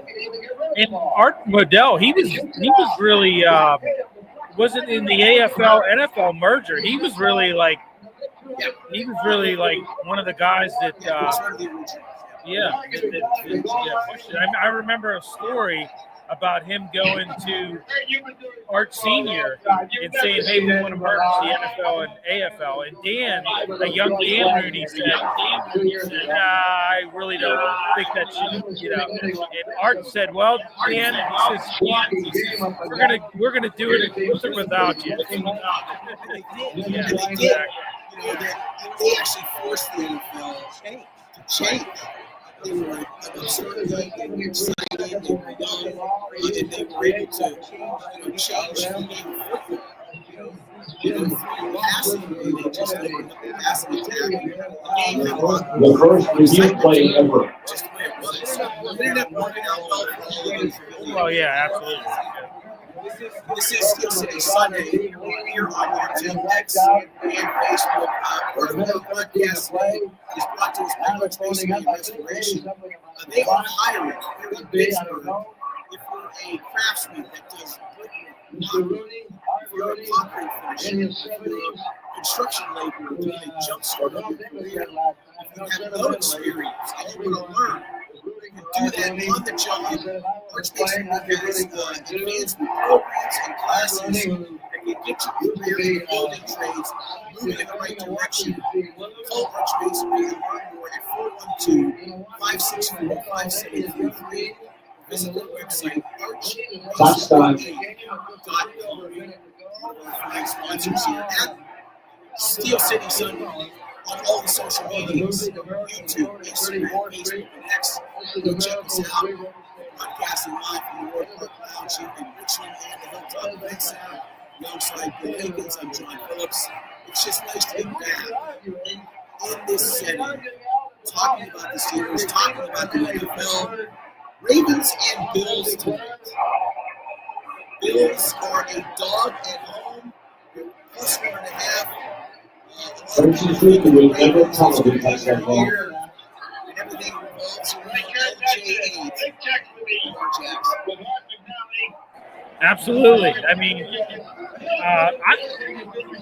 I kind of look at it from the other perspective. I think it's going to be the Bills' year. On my other shows that I do, I pick them to win the Super Bowl. I mean, I think and that's another franchise too. I mean, the Bills. I mean, you look at that. How many losses in the 90s? They made it, but couldn't win the big one. And, now you've got a good team there. I mean, at some point in time, they haven't been able to get over. They haven't been able to beat Kansas City. I mean, and that's what the stigma would be. Is he had Tom Brady and Peyton Manning. Right. And having tough those Bills teams in the early 90s. It just it seems just gone. They were the dominant team. The Redskins had right. They beat them. Mark Rippon. Yeah, that's right. That game was in Minneapolis. Yeah. I was in college at the time. I had a lot of friends in Buffalo. I had people that I worked with at the campus radio station in Edinburgh that were just distraught over those losses, especially that game against the Giants. Yeah. Jeff Hostetler. Yeah. He didn't make enough of it because there's 3 teams in New York, the Jets, the Giants, and the Bills. The long-standing franchise, the Giants being original, the Jets and Bills coming up through the ranks of the NFL. That game,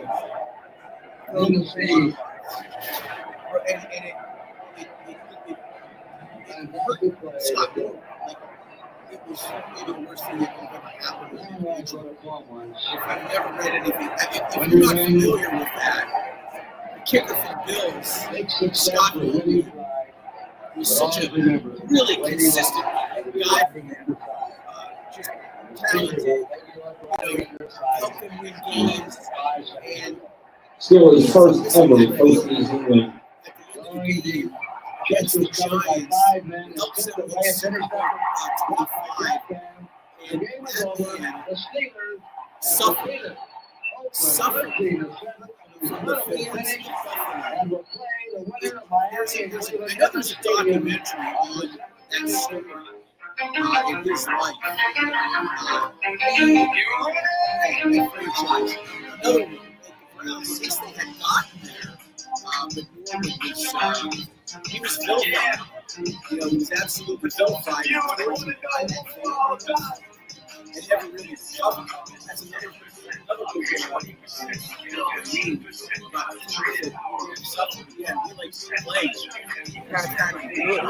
Well, yeah, absolutely. 55 years. Sure. Prior to 1969, this franchise played one year. I mean, when you look at it, there's a lot of teams in the NFL that would be in fan bases that would be just satisfied having a winning season. So.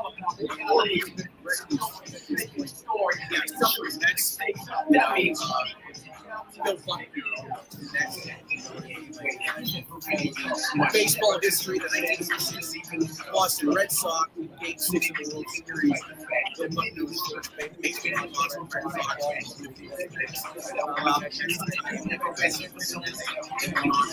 One Game 7 of the World Series. It's a Steel City Sunday. From the joining us on various platforms. We're getting started with all of this. I'm very happy to be here. Follow us on X. Follow us on YouTube. Follow us on Facebook page. Broadcasting live. All of those. A little bit later on in the show at 12 p.m. Excited to bring Paul Sykes on. Paul is going to be with us all season long. The columnist for the Pittsburgh Post-Gazette. He's been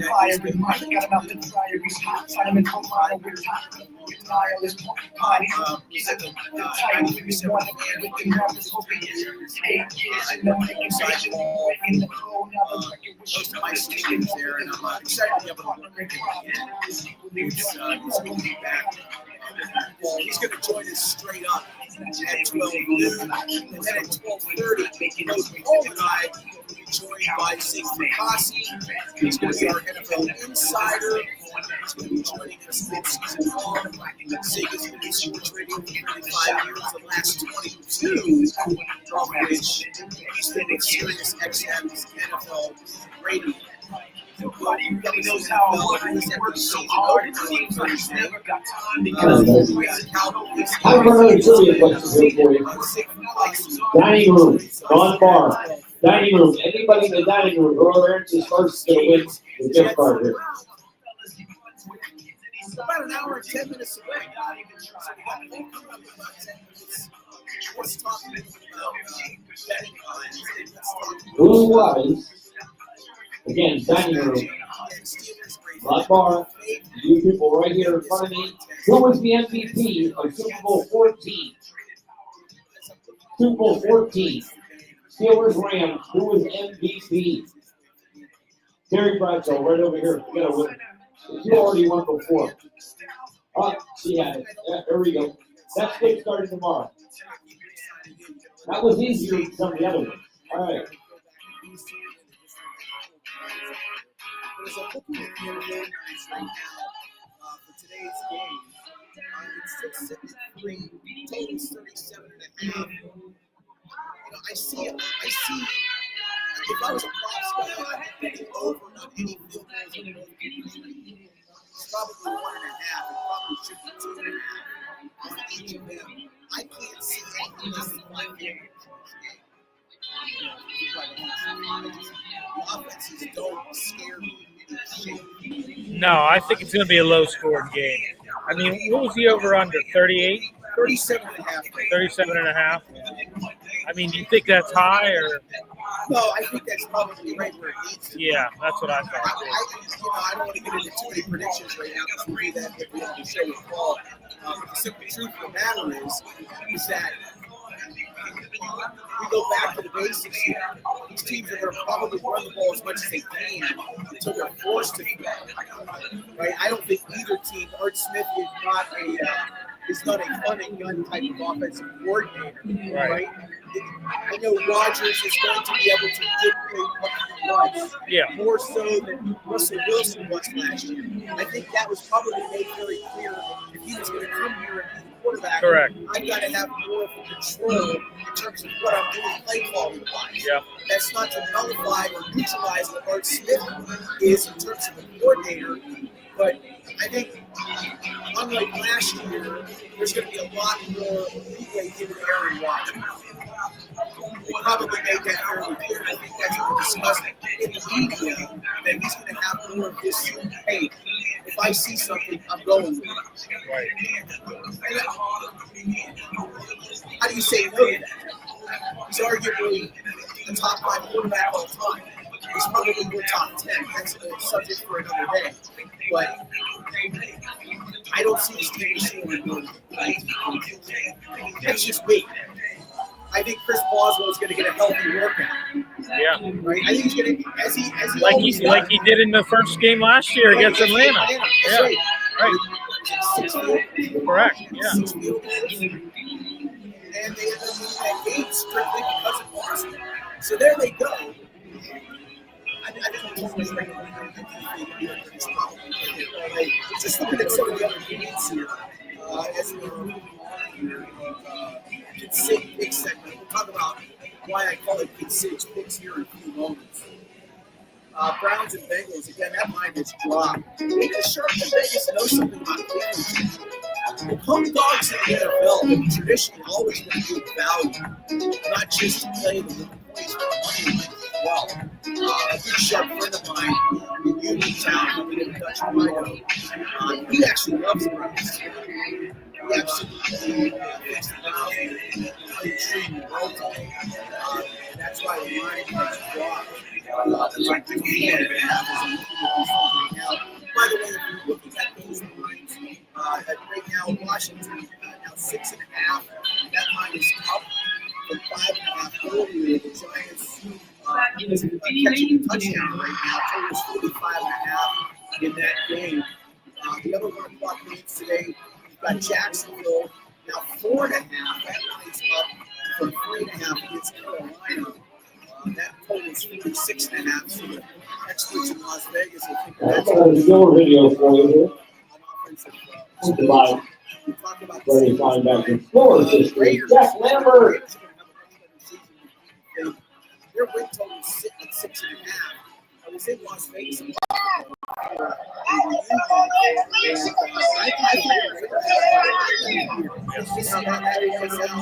Going into Foxborough today. Yeah. Talk about all these trends. West Coast teams. When the Steelers drafted Jack Lambert out of Kansas State, he carries barely 200 pounds on a 6'4" frame. The fledgling linebacker might not have made it in Pittsburgh's nest, but for the unlikely inspiration of Copeland's mad stroke. Catching 6.5 at Lake State. So they're offensively very rapid. Yeah. I will say that. They're good in that. So I can see why they're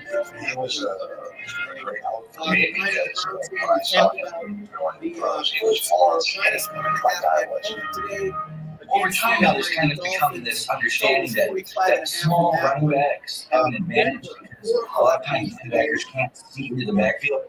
His height as a linebacker may have been a positive in numbers. He may have had a better view of what the offense was doing, and that might explain why the seen dollars to be ones that were headed. He just seemed to make every tackle. Certainly straight up. They're terrible, but I don't think anybody's on the field is making all the plays on his best team.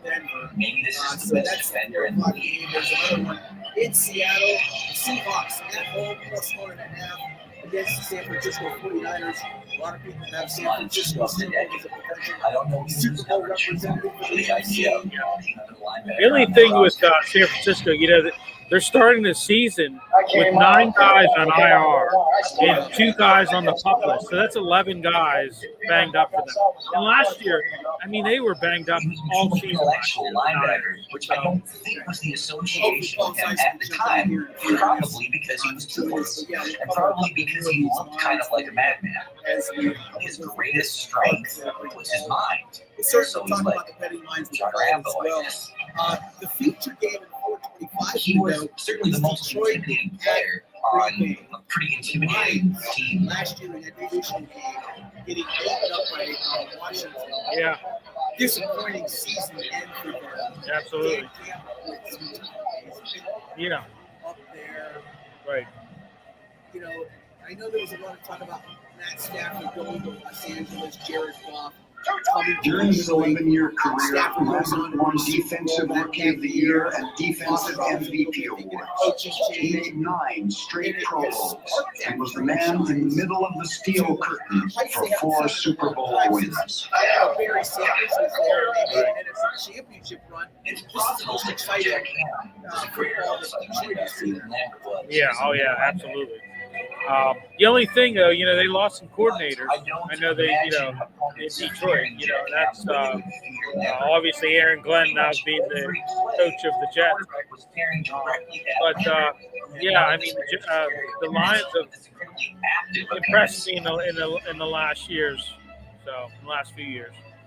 The other late game at 425 is Houston at the Rams. The Rams are laying 3 in that game. Total is 53 right now. The late game you mentioned, the Quarterbacks couldn't skirt past Lambert, who became a frequent visitor to opposing backfields and a permanent fixture in Steelers lore. Minnesota at Chicago. The Bears likes to sort of perceive itself as having certain cultures of a certain kind of team.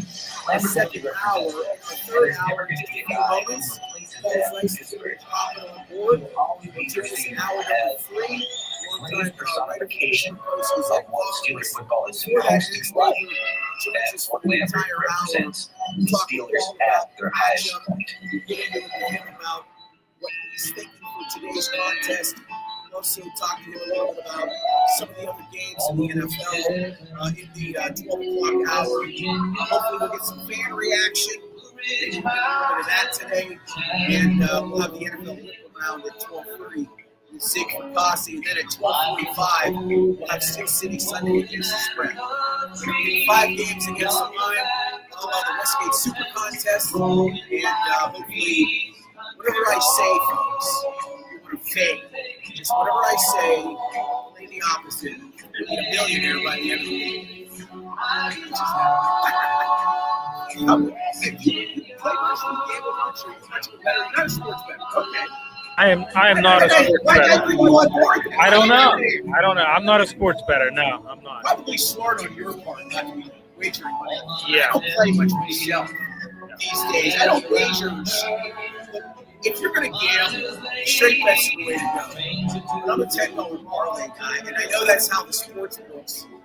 A lot of the chatter in Las Vegas is about how the books have become so predatory. That's all they want you to do because they know it's a winning proposition. The hold in gambling parlance, the hold is what the book expects to make. And for decades, when it was just Vegas, the hold was about 5%. Right? The book knew week in and week out, they get at least 5%. Some weeks will be better. Most weeks maybe, some weeks not as much, but their hold is always consistent. FanDuel and DraftKings right now, their hold is like 17-18%. Unfortunately, it comes from people betting all those $10 same-game parlays that they put out there. And yeah, I'm one of them. That's mostly because I like betting on auto tickets, and I get enough of them where I'm plus EV, and it's more entertainment than anything for me. So, part of what we have right there. Okay. We have poolsides. Joining us now here from the North Park Lounge in Richland and the Hilltop Event Center. It's Steel City Sunday. I'm so excited to bring all sides of the Pittsburgh postseason on board. It's been a long time. Paul, how you doing, sir? I'm good. How are you? We're fighting through a few things here, but in the inaugural broadcast, I'd say we're back above 300 at least. I'm not hitting the Mendoza line, and that's always important. So, what's with the music? There's a DJ right there. He's like right next to me. I walked in, he's very like, good. Well, I walked in, he's like, who are you? I'm like, I'm who I am. Who are you? He's like, I'm the DJ. So we're making the best of it. Yeah, don't forget these videos are all on the TV up there. It'll turn on here in a few minutes. Also, don't forget, every Sunday here at 9 to 1. Nonetheless, Steelers and Jets today. I guess I need to take on that Cam Newton thing. I mean, it's $3 million in incentives enough to feed his family.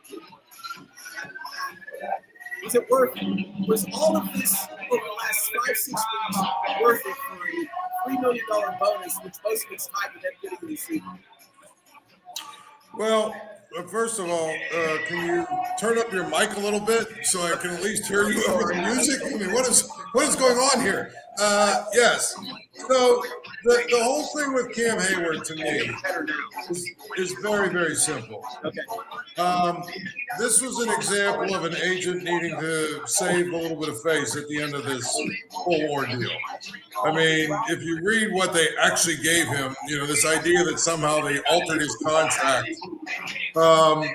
is ridiculous. They didn't alter his contract. They didn't change anything, really. They just gave him a couple of incentives if they make the playoffs and he does a few things. You know what I mean?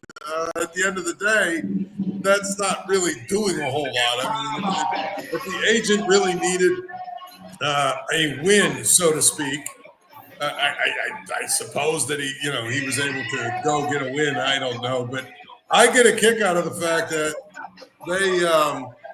it's always the national guys that have these stories before anybody else, and that's mostly because it comes from the agent. So if you read the early reports, it sounded like, wow, I mean, they changed the contract and they gave him $3 million and, Cam won.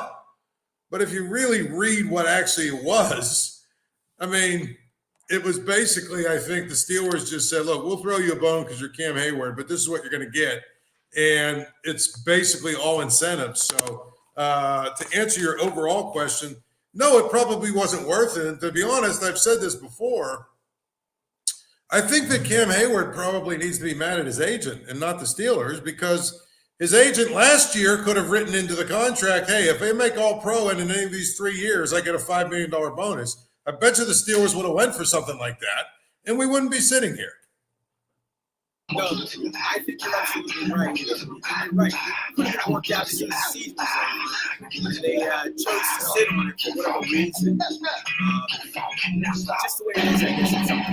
Aaron Rodgers, what do you think Aaron's going to play today? How do you feel about him for the entire season at quarterback?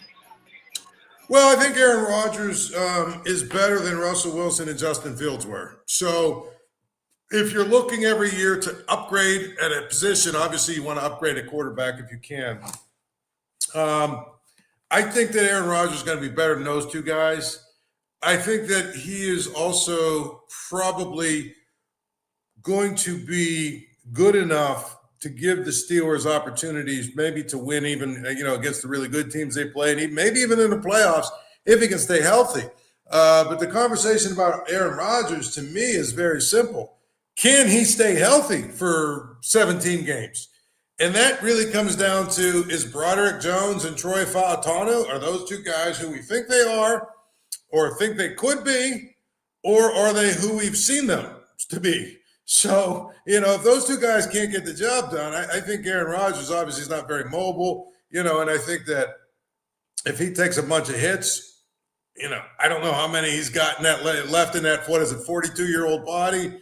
But to me, I think if he stays healthy, the opportunity that he has probably to make some plays, he's got a really good stud receiver in DK Metcalf. I think that adding Johnny Smith probably helps in some ways because I think he's a pretty good pass-catching tight end. He's got some weapons. To me, if they can protect him, I think he's going to have a reasonably good season. One of the things, John, and most people don't, everyone was screaming and yelling when they signed him. Most people don't realize is the last 10 games last year, he threw for 18 touchdowns and 4 interceptions. So it wasn't like he was horrible or horrific or anywhere close to that down the stretch. The bottom line is he actually performed at a pretty high level once he kind of got through that injury. I mean, remember, he came back early from an injury. Early on, it was pretty clear that he probably wasn't ready. But the last 10 games last year, 18 touchdowns and 4 interceptions there. And there's still people out there that are, yelling and screaming and blaming the Jets' problems on Aaron Rodgers not being very good. Early on, he threw a couple interceptions. There's no question that cost them games. But at the end of the day, I thought he played pretty well down the stretch and gave them a chance to win games. So I think as long as the Steelers can protect him, he will give them a good opportunity to win games. Be a question coming up. LeVar is eligible to win this. Drafted in 1970, retired in 1983. This cornerback set the Steelers record. CD quarterback set the Steelers record. Mel Blount is the answer. Before I can even get it out of my system, he got it. Mel Blount, drafted in 1970, retired in 1983. He set the Steelers record for TDs. I'm sorry, interceptions in a season and interceptions in a career. Congratulations. Thank you, over there.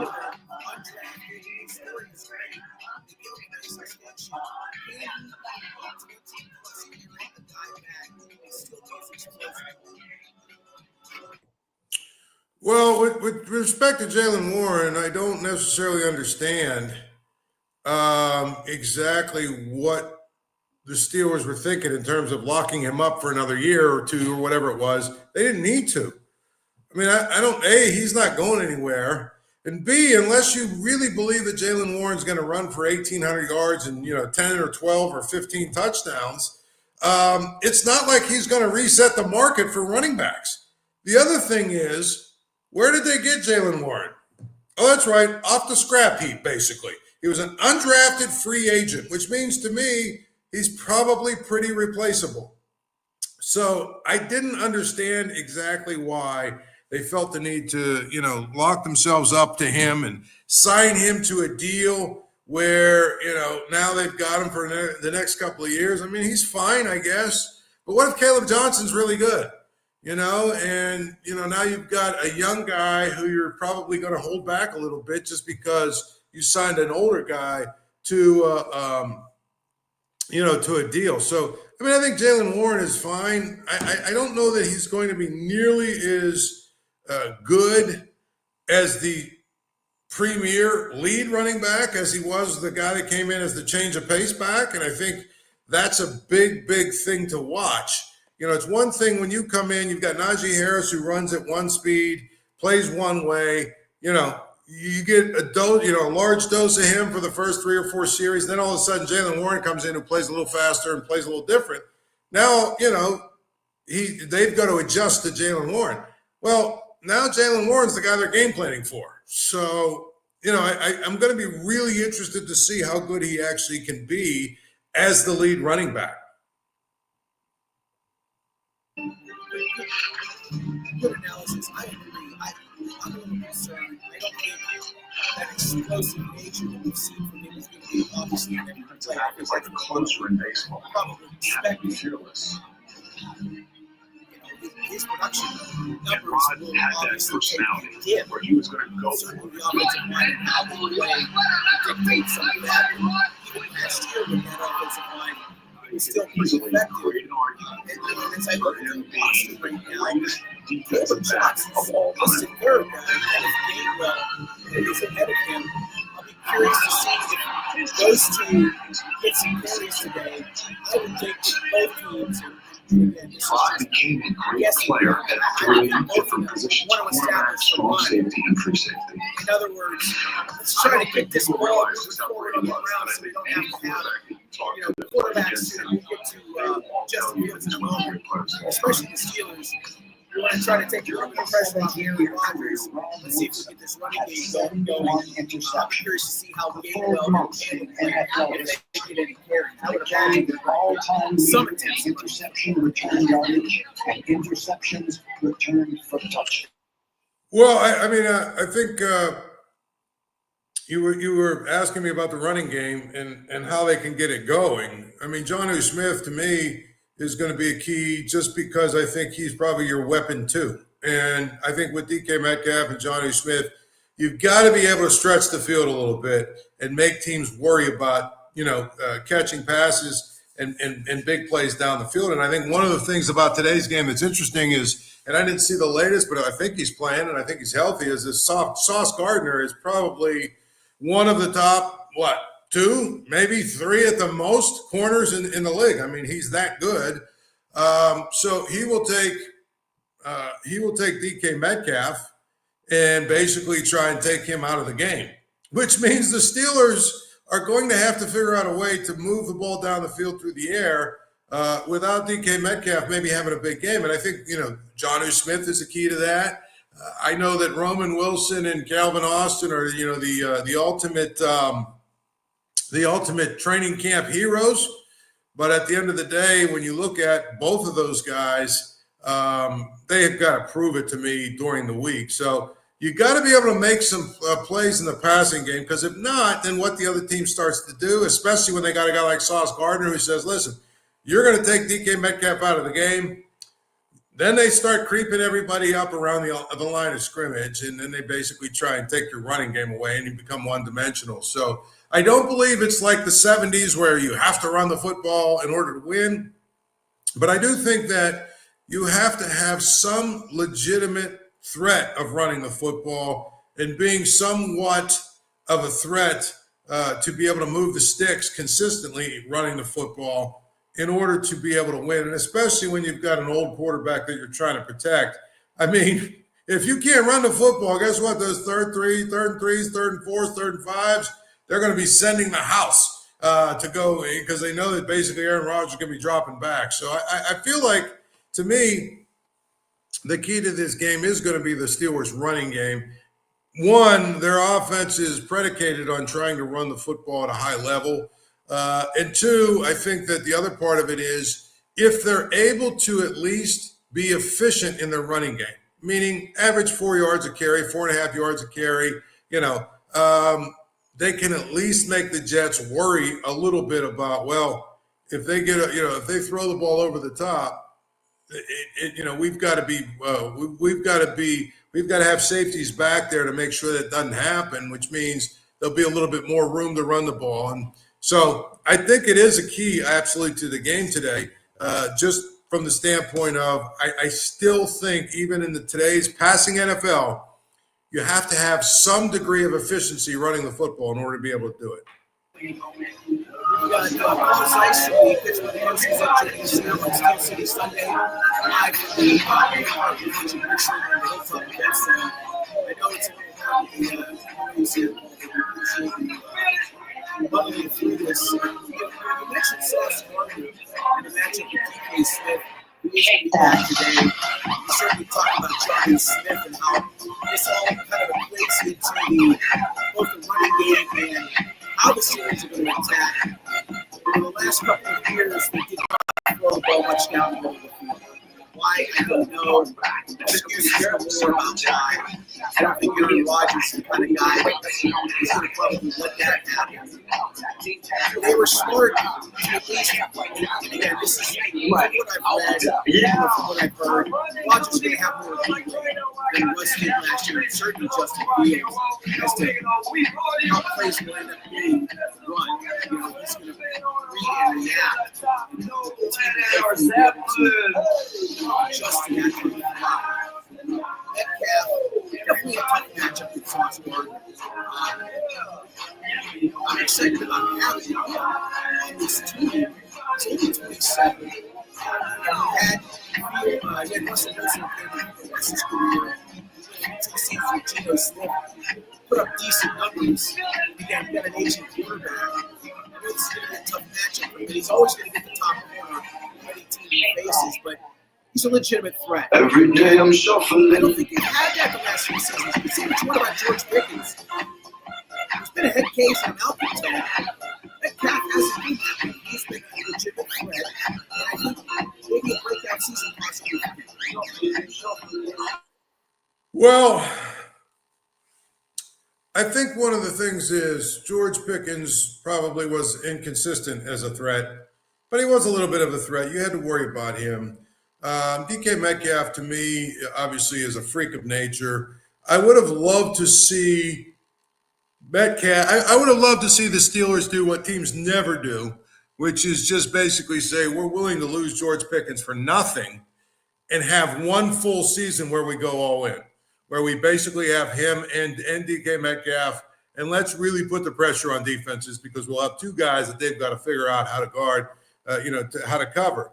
Now, I think one of the most interesting things that is basically probably lost is that I don't know that Aaron Rodgers wanted to play with George Pickens.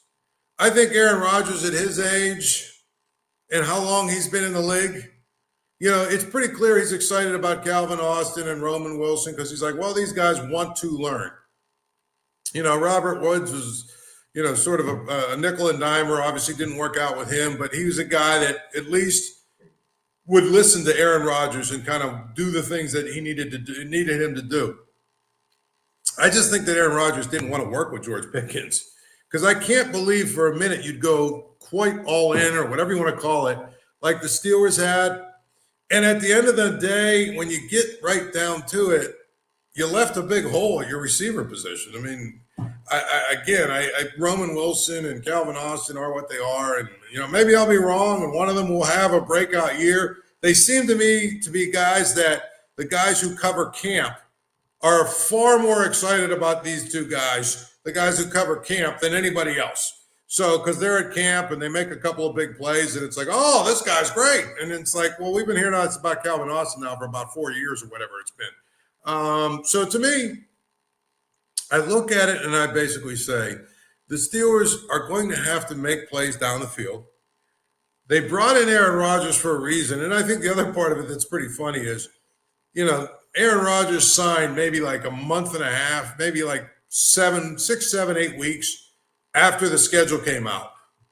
And this is why as soon as the schedule came out, I said I have no doubt Aaron Rodgers is coming to the Steelers because obviously in the league office, they knew what was happening. They knew what they were doing by having Aaron Rodgers the first week play against his old team.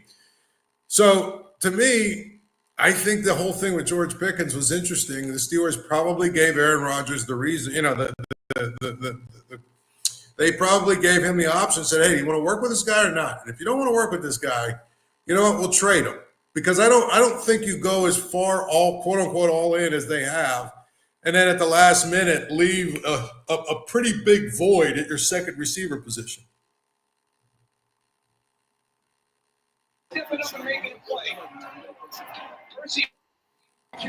Hey, Paul. Can you hear me? Yep. Hey, quick question for me. Do you think the Steelers are going to do a lot more 13 personnel this year? You know, there's 3 tight end sets. I think they will. I think they'll do 3 tight end sets probably in certain situations, but I'll be shocked if we see it more than like normal. And what I mean by that is, I think there'll be some running situations where they'll do that, or some short yardage situations where they'll do that. But I kind of think maybe some running downs we'll see Smith or Freiermuth and Washington, obviously. And then in obvious passing downs, maybe, Freiermuth and Smith. I think what's amazing is the Steelers have 4 tight ends on their roster, and 3 of them are not very good at blocking. So to me, if I'm the other team, I can probably figure out when Darnell Washington's out there, they're going to try and run the ball. But no, I don't think we'll see. I know that there's a stereotype or whatever about Arthur Smith, that he's going to come and do all these crazy things with tight ends. I'll be shocked if it's more than just situationally. You know what I mean? Where maybe shorter yardage situations, obvious running downs, maybe early on, like first downs or something, if they're going to try and run the ball. But I think in general, we won't see that. I think we'll see 2 tight ends a lot, probably more than most teams out there. We'll see 2 tight ends a lot. 3, I think it's going to have to be like certain situations, and that's about it. All right, we got Paul Zeiss from the Pittsburgh Post. Is that joining us here on our pregame show? It is Steel City Sunday from the North Park Lounge in Pittsburgh on the Hilltop Live Center. The Lakers and Lakeside Region Phillips. Let's talk about the defense. They've once again quarterback, you got to get creative on offense. Josh Williams in the wildcat extension for you can see TJ. at the end. Jalen Ramsey now, the big quarterback. This defense broke down at the end of last year. Where do you see this defense starting the year off? And this defense, as much as we've invested in it, deliver some goods? Well, I think here's a couple things. First of all, I think the defense, if you look at what they did in the offseason, they basically probably made their corner position much, much better, which they needed to. And I think one of the things they did, by bringing in Jalen Ramsey, you probably made both of your corner spots better, because now you've got a legitimate number one, a Sauce Gardner type. Obviously, he's not quite there, there anymore, but he's still really, really good. He's still going to be able to mark whoever the top receiver from the other team is. He's still going to be your number one guy. That's probably going to help a lot, because it means Joey Porter Jr. can go be a number 2 guy, which is what he is, right? He's not a number 1 guy. He's a number 2. And I think if he's a number 2, your defense is going to be better just in that transaction alone, having somebody who is actually a legitimate number 1. And Joey Porter now can go guard whoever the second guy is, and should be fine. And then you add Darius Slay to the mix, probably as your slot guy. And you know what? I know that Beanie Bishop had like the most fortunate bounces in American history last year, a couple of bounces into his, breadbasket for easy interceptions. But the bottom line is you've made that position better as well. So your 3 corner spots are all better right now, period. I think that obviously the outside linebackers are fine.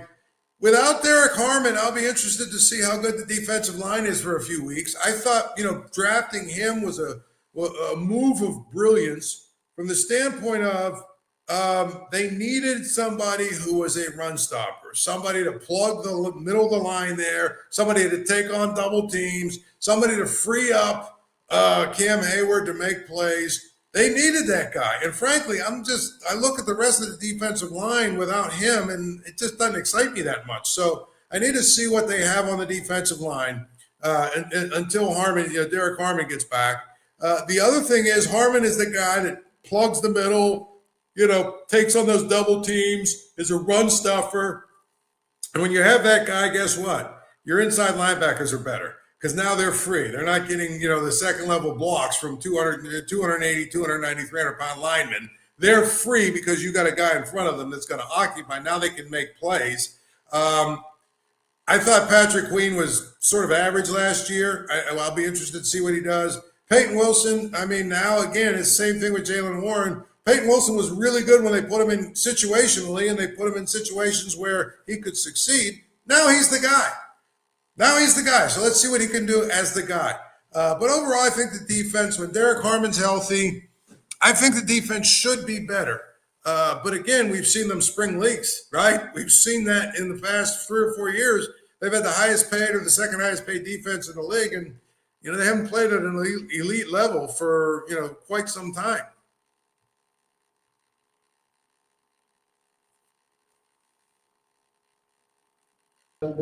No, sorry. No, I was going to say, Paul, sacks were down last year, and I really believe it was because they were in zone coverage a lot. And now maybe, they can blitz from the slot now more, now that you've changed the personnel a little bit. What do you think about that? I think today, you've got Elijah Vera Tucker out with that torn tricep. I think you got to exploit that. Well, again, yeah. The Jets obviously took a big hit on their offensive line, and I think one of the things they were trying to do is their offensive line was going to be, one of their team strengths. When you take away maybe their best offensive lineman, seriously, yes, the Steelers should be able to do that. I think the other part of it is, you talked about the way that they are playing defense.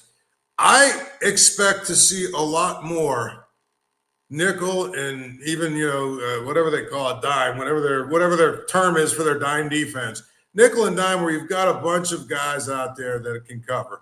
Because a couple of things, I don't know that their linebackers are great at coverage, and I also think that they believe, and especially when they had Derek Harmon, they can play with their front seven. They can play against the run and stop the run, and be able to do that out of their 7 personnel or their dime or nickel or whatever you want to call it.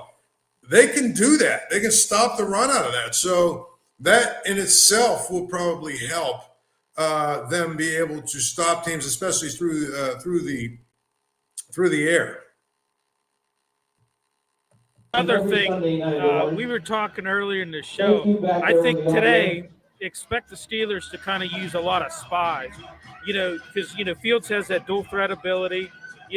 Likely you're going to see Peyton Wilson and Patrick Queen, maybe in that role. But I think you're going to see a lot of spy, to try to contain that, like I said, that dual threat ability. Right. I think that obviously it's a different when you're playing a guy like Justin Fields who can run and all that other stuff. But to me, I feel like it's really important. To understand that you can't devote so much of your time and energy on defense to worrying about a running quarterback, because a lot of teams have running quarterbacks. You figure out you got a couple of different ways you can stop them. One of the ways is the guys on the outside just basically contain them, right? So if that's the thing, they can contain them. Then all of a sudden you're in really good shape. Because you don't have to devote a spy. So, you just want to make sure that it is going to be a real, opportunity. It's going to be a real opportunity for you if your guys on the outside can contain Justin Fields. You can limit what he's doing, and you don't have to commit a spy to him. I think that's so important. And I think one of the things is, these teams all have these running quarterbacks. And so you have to be careful, not to just lose your mind and say, well, because that's how they used to do it in the old days, because you every so often you'd see these running quarterbacks. Well, now you see them almost every week. joining us here on the show every single Sunday. Safe for Boston will be joining us here in a couple of minutes. Hopefully, it's going to be our NFL Insider this year. He's been working for serious things out for 22 years now. And very knowledgeable guy. All things NFL. He was at the opening on Sunday in Philadelphia. And more still highlights something in the TV behind you. I think he got a raw deal last year.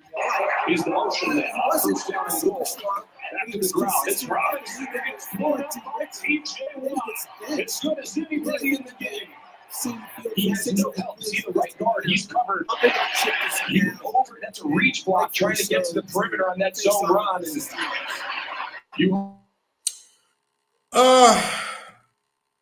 I think one of the things I'll say about Justin Fields is very simple, and that is I'm to the point where I kind of feel like he is who he is. I guess I shouldn't say that, but I mean, I feel like he is who he is. I don't know that the Steelers missed on the boat. The one thing the Steelers didn't do well last year was figure out a way to use his talents, figure out a way to build an offense around what he does well. I think the Steelers also probably were ultra conservative with him. They knew Russell Wilson was coming back. They took the approach, if we can make with our backup quarterback, if we can make it a situation where we can survive and win a couple of games, at least go 3-2, it saves the season until the quarterback gets back that really knows how to play, or whatever however you want to say it. Justin Fields, to me, will make a couple of plays against the Steelers just because he's got really dynamic rushing ability. I just don't fear him making a lot of plays with his arm. And maybe that's just me. Maybe he'll prove me wrong.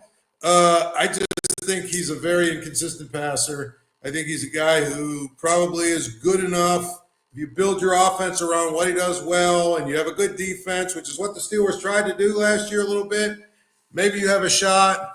But I think if you're asking Justin Fields to, throw the ball more than 20 times a game, you're probably going to be very disappointed most weeks. So, Paul, I asked John early in the show, do you think this is like the last shot that Fields is going to have for, a starting quarterback position? I mean, if it fails, do you think this is it for him or what? Do you think he's going to be a backup for the remaining of his career, or what do you think? Or you think he's going to get another chance, maybe somewhere else? I think if it doesn't work here, he probably is going to be a backup for a while. The bottom line is he's got talent. He's clearly got NFL talent. If you look at Justin Fields and you compare him to the 32 backups that are out there, or even, backups 90, so it'd be 32 backups. So let's say, the third string guys, which would be quarterbacks, 67 to 96 or whatever they would be. He's better than those guys, a lot of those guys. So he'll always have a job as long as he's healthy. But as far as the team kind of giving him an opportunity to be a starter, maybe trying to build their offense around him, yeah, this probably is it. He's got to get it right. And if he doesn't get it right, I just think that if he doesn't get it right, he's probably going to be done after this. As a starter. Now, again, he could get another opportunity at what, and as a backup. And then, of course, a guy gets hurt and maybe he plays really well and gets his opportunity that way. But as far as the team trying to sign him as a starter, yeah, I think this has got to be probably it. Well, and I think, he's been in a lot of systems and he's learning a new one this season. And that's sometimes isn't always a good thing, but he's had a lot of he's been in a lot of systems, let's just say that. Yeah, he's had a lot of coaches, a lot of offensive coordinators. He's a lot, in some ways he's got the Kenny Pickett thing going where, he hasn't been able to settle in, but when he was in Chicago, we can say that the Bears screwed him up or didn't handle him well or whatever. The most telling thing to me is the Steelers had both Russell Wilson and Justin Fields last year for the entire year. And at the end of the year, even though they knew they had no quarterback, even though they knew they were probably not going to be able to draft a quarterback, they said, we're good. We're good. They didn't want either one of them. So, you can say, well, maybe, Justin Fields, I guess he got his feelings hurt or whatever and signed with the Jets. Well, guess what? They had like 3 months to sign him, and they didn't. And they didn't sign Russell Wilson either. That tells you everything you need to know. To me, Justin, listen, one of the dumbest things that has happened in this preseason especially, okay, and maybe it's just because where we're at, it's more of this, okay? But it's this idea that there are NFL coaches out there that don't want the absolute best players out there on the field playing. Now, I don't know about you, but if I had a job that paid me $10 million a year, $11 million a year, $12 million a year, one of only 32 in the world, okay? Am I going to say, for instance, I'm Kevin Stefanski, I have some agenda against Shedeur Sanders. Even though he's the best quarterback in my camp, I'm not going to have him play or start. I'm going to have other guys start because I don't like his dad or whatever the stupid that line is. And it's the same thing with Kenny Pickett, and it's the same thing with Justin Fields. If these guys can win games for you, they will get an opportunity. But the problem is they haven't proven that they can win games for you. And here's the thing. Mitch Trubisky is a great example. Here's a guy who for the next 10 years he'll probably collect $2.5, $3 million or whatever, $2.5 million a year for the next 10 years and might not ever have to play it down. That's okay. Like you're still number 33 to number 64 in the world at your position. So he's okay. He's gotten a couple of Mitch Trubisky got a few opportunities. Clearly didn't work out for him as far as being a starter, but he's proven he's good enough that you can win a few games with him in a period of time that say 2 or 3 weeks. You can win a couple of games, keep your season alive. That's the thing about some of these narratives about some of these guys. Like, why would people have an agenda against Justin Fields? If I'm an NFL coach or an NFL general manager and my job depends on winning, no matter what you want to say, except for in this town, that's a different story. But in every other town, my job depends on winning. Guess what? If Justin Fields can help me win, I'm going to have him as my starting quarterback. But he's running out of those opportunities to show that. That's the problem.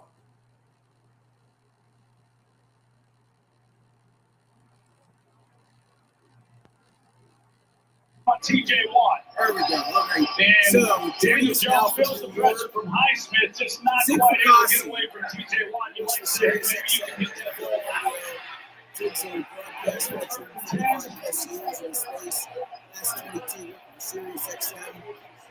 Zig, good to see you, buddy.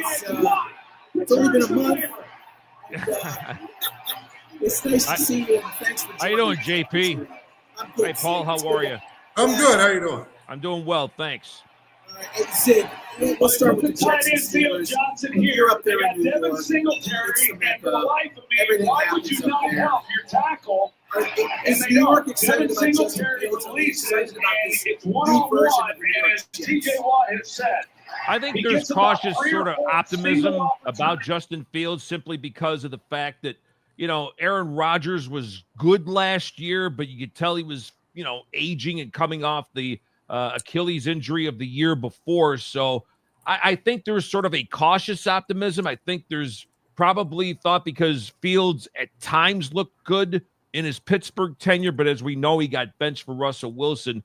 I mean, for the Jets, some would say they haven't replaced Joe Namath, and that was like over 50 years ago, for goodness sakes. But, Sanchez wasn't great. I mean, Pennington was all right, but they've been looking for that quarterback. They're hoping, obviously, you have Breece Hall healthy. They gave Garrett Wilson a long-term contract, and they revamped the offensive line, although Vera Tucker is going to miss the season. So potentially you're starting a first-round pick at the right tackle spot. You've got a young tackle at the left spot. So that's where it could be dicey. But for Fields, and I heard Paul's comments a little bit earlier, I agree. I think he is running out of chances. The talent's there. Maybe the consistency hasn't been. It's probably now or else for Justin Fields and the Jets. Did the Steelers need to win their first Super Bowl? Zig, you were at the season opener on Thursday night in Philadelphia. A huge start to that game, and then it was just like a dud in the second half. What is it? Vikings, right here. Gift card. Good. Oh, you can't see. Eagles' chances of repeating this Neither year. of us can hear you, John. I have another question. All right. Your mic, we can't hear you. Yeah, JP, if I could intersect there, I think you said something about, yeah, I was at the opener in Philadelphia the other night, the Cowboys and the Eagles.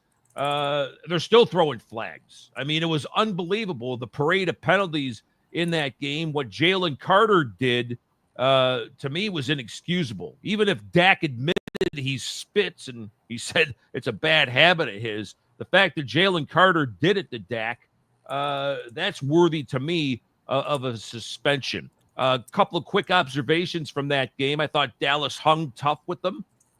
CD Lamb, as good as he is, had too many drops, including one late in the game where could have got Dallas to within a game-winning touchdown. On the Philadelphia side, I heard Paul talking earlier about Darius Slay being on Pittsburgh. That's a big loss for the Eagles. They were attacking Adoree Jackson's side. So the Eagles could have some issues in that secondary. You've got a game now at Kansas City coming up for them in week 2, a Super Bowl rematch. Philadelphia, they got by, and I think it was simply because of the will of Jalen Hurts, 62 rushing yards in addition to the passing yards. Philadelphia, if they're going to repeat, they got to tighten things up, especially on the defensive side of the ball. Let's see if we can do better this time around. We're talking to Sid Fergasi. It's the Sirius XM radio covering the NFL. We've got Paul Zeiss and the Posters Ed with us. Just a reminder, Pittsburgh is winning a good starting tomorrow. Thank you all for coming. Sauce Gardner versus DK Metcalf. What do you think about that matchup?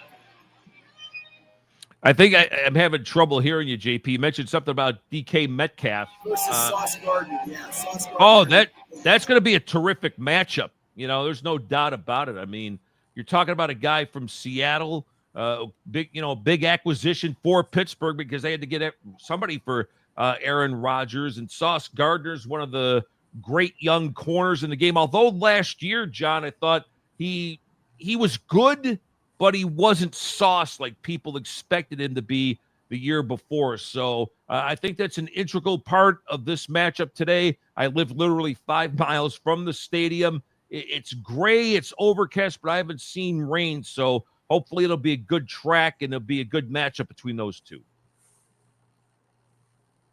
Hey, Zig, how you doing? It's Bill. Oh, what's up, buddy? Not much. How you doing? I'm good. Good to chat with you again. Hey, good to chat with you too. Hey, how about Will McDonald versus Broderick Jones? I mean, you're looking at, offensive line, McDonald coming off a double-digit sack season last year. Yep. And Jones on the other side allowed a double-digit sacks last year. What do you think about that matchup? Well, I mean, yeah, that's going to be brutal. You look at it, the fact is they've got a good defensive line. Broderick Jones definitely had some troubles. So, as well as I do, left tackles are very hard to find. So if that doesn't get remedied right away, that could be a big benefit for Will McDonald, no doubt. Tonight's matchup, the late game, there's obviously a lot of good games today. We've got the Lions at Green Bay. But tonight's game, Baltimore and Buffalo. Which one of those two teams is going to make it to the Super Bowl? Do you think either of those teams make it to the Super Bowl? JP, that seems to be the question in terms of can anybody unseat the Kansas City Chiefs? And if it's one of those teams, you would hope, definitely either one can. Although if I had to look at the roster, just in terms of in terms of individuals, I'd almost favor Baltimore. I mean, as good as James Cook is in the Buffalo backfield, King Henry's still running extremely well.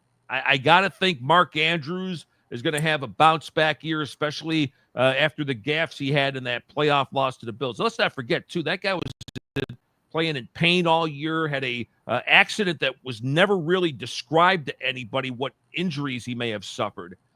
Defensively, I think the Bills play good as a collective, but I think Baltimore with Roquan Smith, you add, some of the guys that they did in that defense. Jair Alexander, if he's healthy. I just think in terms of the personnel, probably more stature, if you will, I would probably give Baltimore the edge. Buffalo plays well as a collective. And let's not forget the former Steeler Ogunjobi and also Michael Hoyt. They were added to that Buffalo defense to tighten up the run. They're each suspended for the first 6 games. So that could be a little problematic because I didn't like the Bills' run defense to begin with. So that could be a problem. I would think in terms of tonight's game, I'm going to lean a little bit towards Baltimore. And if you had the proverbial pick one or else, I'd probably lean towards the Ravens, although with Josh Allen, you can never sell them short, but probably a slight lean to Baltimore. Zig, I was going to ask you, I mean, there's a couple of teams that have got new coaches and whatnot. New England, Yes. People seem to be really bullish on New England because Mike Vrabel is a guy. I call it, the ultimate Stone Age football. They're going to play mistake-free for the most part. They're going to run, that whole, but back here, I covered Pitt for a lot of years. We had Dave Wannstedt, as the coach for a while. And, of course, his motto was any drive that ends in a kick is a good one. I think that's a Mike Vrabel, Mike Vrabelism probably as well. If we end the drive in a kick, it's a good one. I don't know. I mean, they still have Drake May as their quarterback, and I just am not sure what he's going to bring to the table. So I'm going to ask you about New England, but the other team that I'm going to ask you about is Tennessee, because believe it or not, they have the number 1 overall draft pick quarterback as their starting quarterback. Now, you wouldn't know that because we spent a whole lot of time talking about fifth stringers, fifth rounders and third rounders and everybody else. But they've got the number 1 overall draft choice at quarterback. So, I mean, give me your thoughts on Tennessee and New England. Good observations, Paul. I think New England, maybe part of that up there in Foxborough is because Vrabel was part of the old regime where, if you remember, their first 3 Super Bowls in the Brady and Belichick era were based on tough defense, based on a good ground game. And, the ascension, if you will, of Tom Brady. I think Vrabel has that aura about him, like nobody's going to push him around. It's his way or the highway. He's already talking about, when I think it was considering they're going to release Kyle Duggar, they're going to say, well, we're the rats. So you can tell he's already kind of had that sort of input there. I love the addition of Trevion Henderson. I think he could have been a first-round pick. Receivers are still a little thin, although if Diggs is healthy, that helps them out. I think the defense is all right.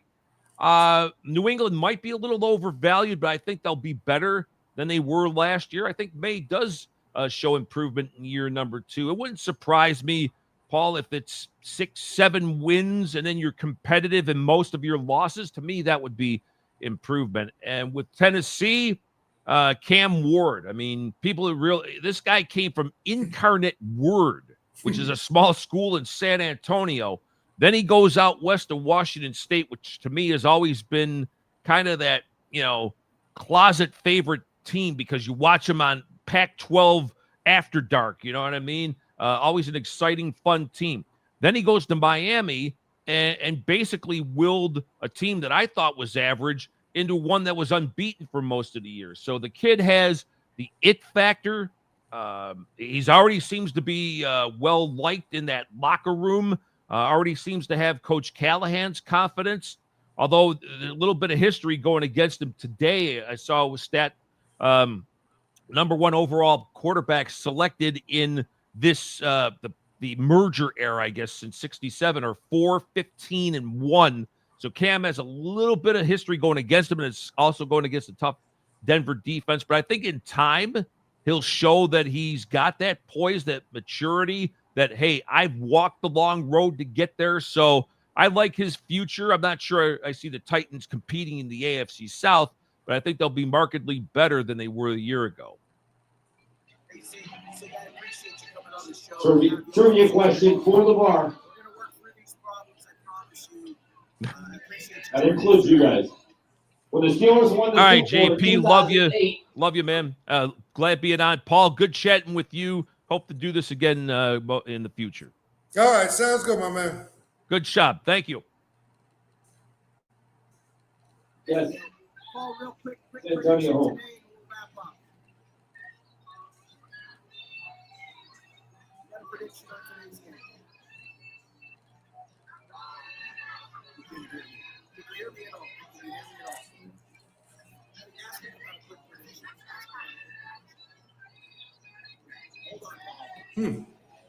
Quick, sorry, Paul. Quick prediction. John was saying. Prediction of this game or of all the games? You want to go? Are we doing the other games or are we doing just this game? I'll start with the Jets and then Just this game. Just okay, just this game. All right, so I'll start with I'll start with what I think is likely to happen. You've got Aaron Glenn in his first year with the Jets. I think they've got pretty good personnel on defense. He's obviously a defensive guy. They've got a running quarterback who I think they're going to try and protect. So I'll be really shocked. What was the over-under on this thing? It was like about 40, wasn't it? Somewhere in that age? It was 38, 39? 38, 40? Paul. 38. 38. Yeah. I'll be shocked if it gets over. I'll be honest with you. I think this is going to be one of those ugly kind of games. The Jets try and muck it up, make it as close as they can. The Steelers will probably work some things out on offense and have to punt. But I think that the edge in this game is a guy we never, ever talk about until we do, and that is Chris Boswell. In a game like this where you have two probably lower scoring offenses against two good defenses, I got to give the edge to the team that's got the best kicker. And you know what? I still think that Chris Boswell is probably the best kicker in the NFL. So I'm going to go the Steelers win this game in rock fight fashion, 16-13. Well, and we said that early in the show, Paul. Boswell did it in the opening game last year in Atlanta. Remember, it was 6 field goals. So, Super Bowl. All right. Dallas Cowboys. And again, you might want to get close to whoever says it first. Who was not the bar over here? All right, we're gonna wrap it up, Paul. Okay, well, we'll do it again next week. Some of these audio issues solved for next week, but good show. We'll get it fixed. All right. You can't answer the already answered. Thanks, Paul. And anybody? All right, we'll see. MVP. January 76 after the 75 season. All right, I'm moving on to the bar, guys. I tried. Oh, over here. Who? Nope. Hey, how about this side of the bar? MVP 1976 Super Bowl. It's in January 76 after the 75 season. We beat the Dallas Cowboys. I know you know over there. Who's the MVP? It's not Louis Lips.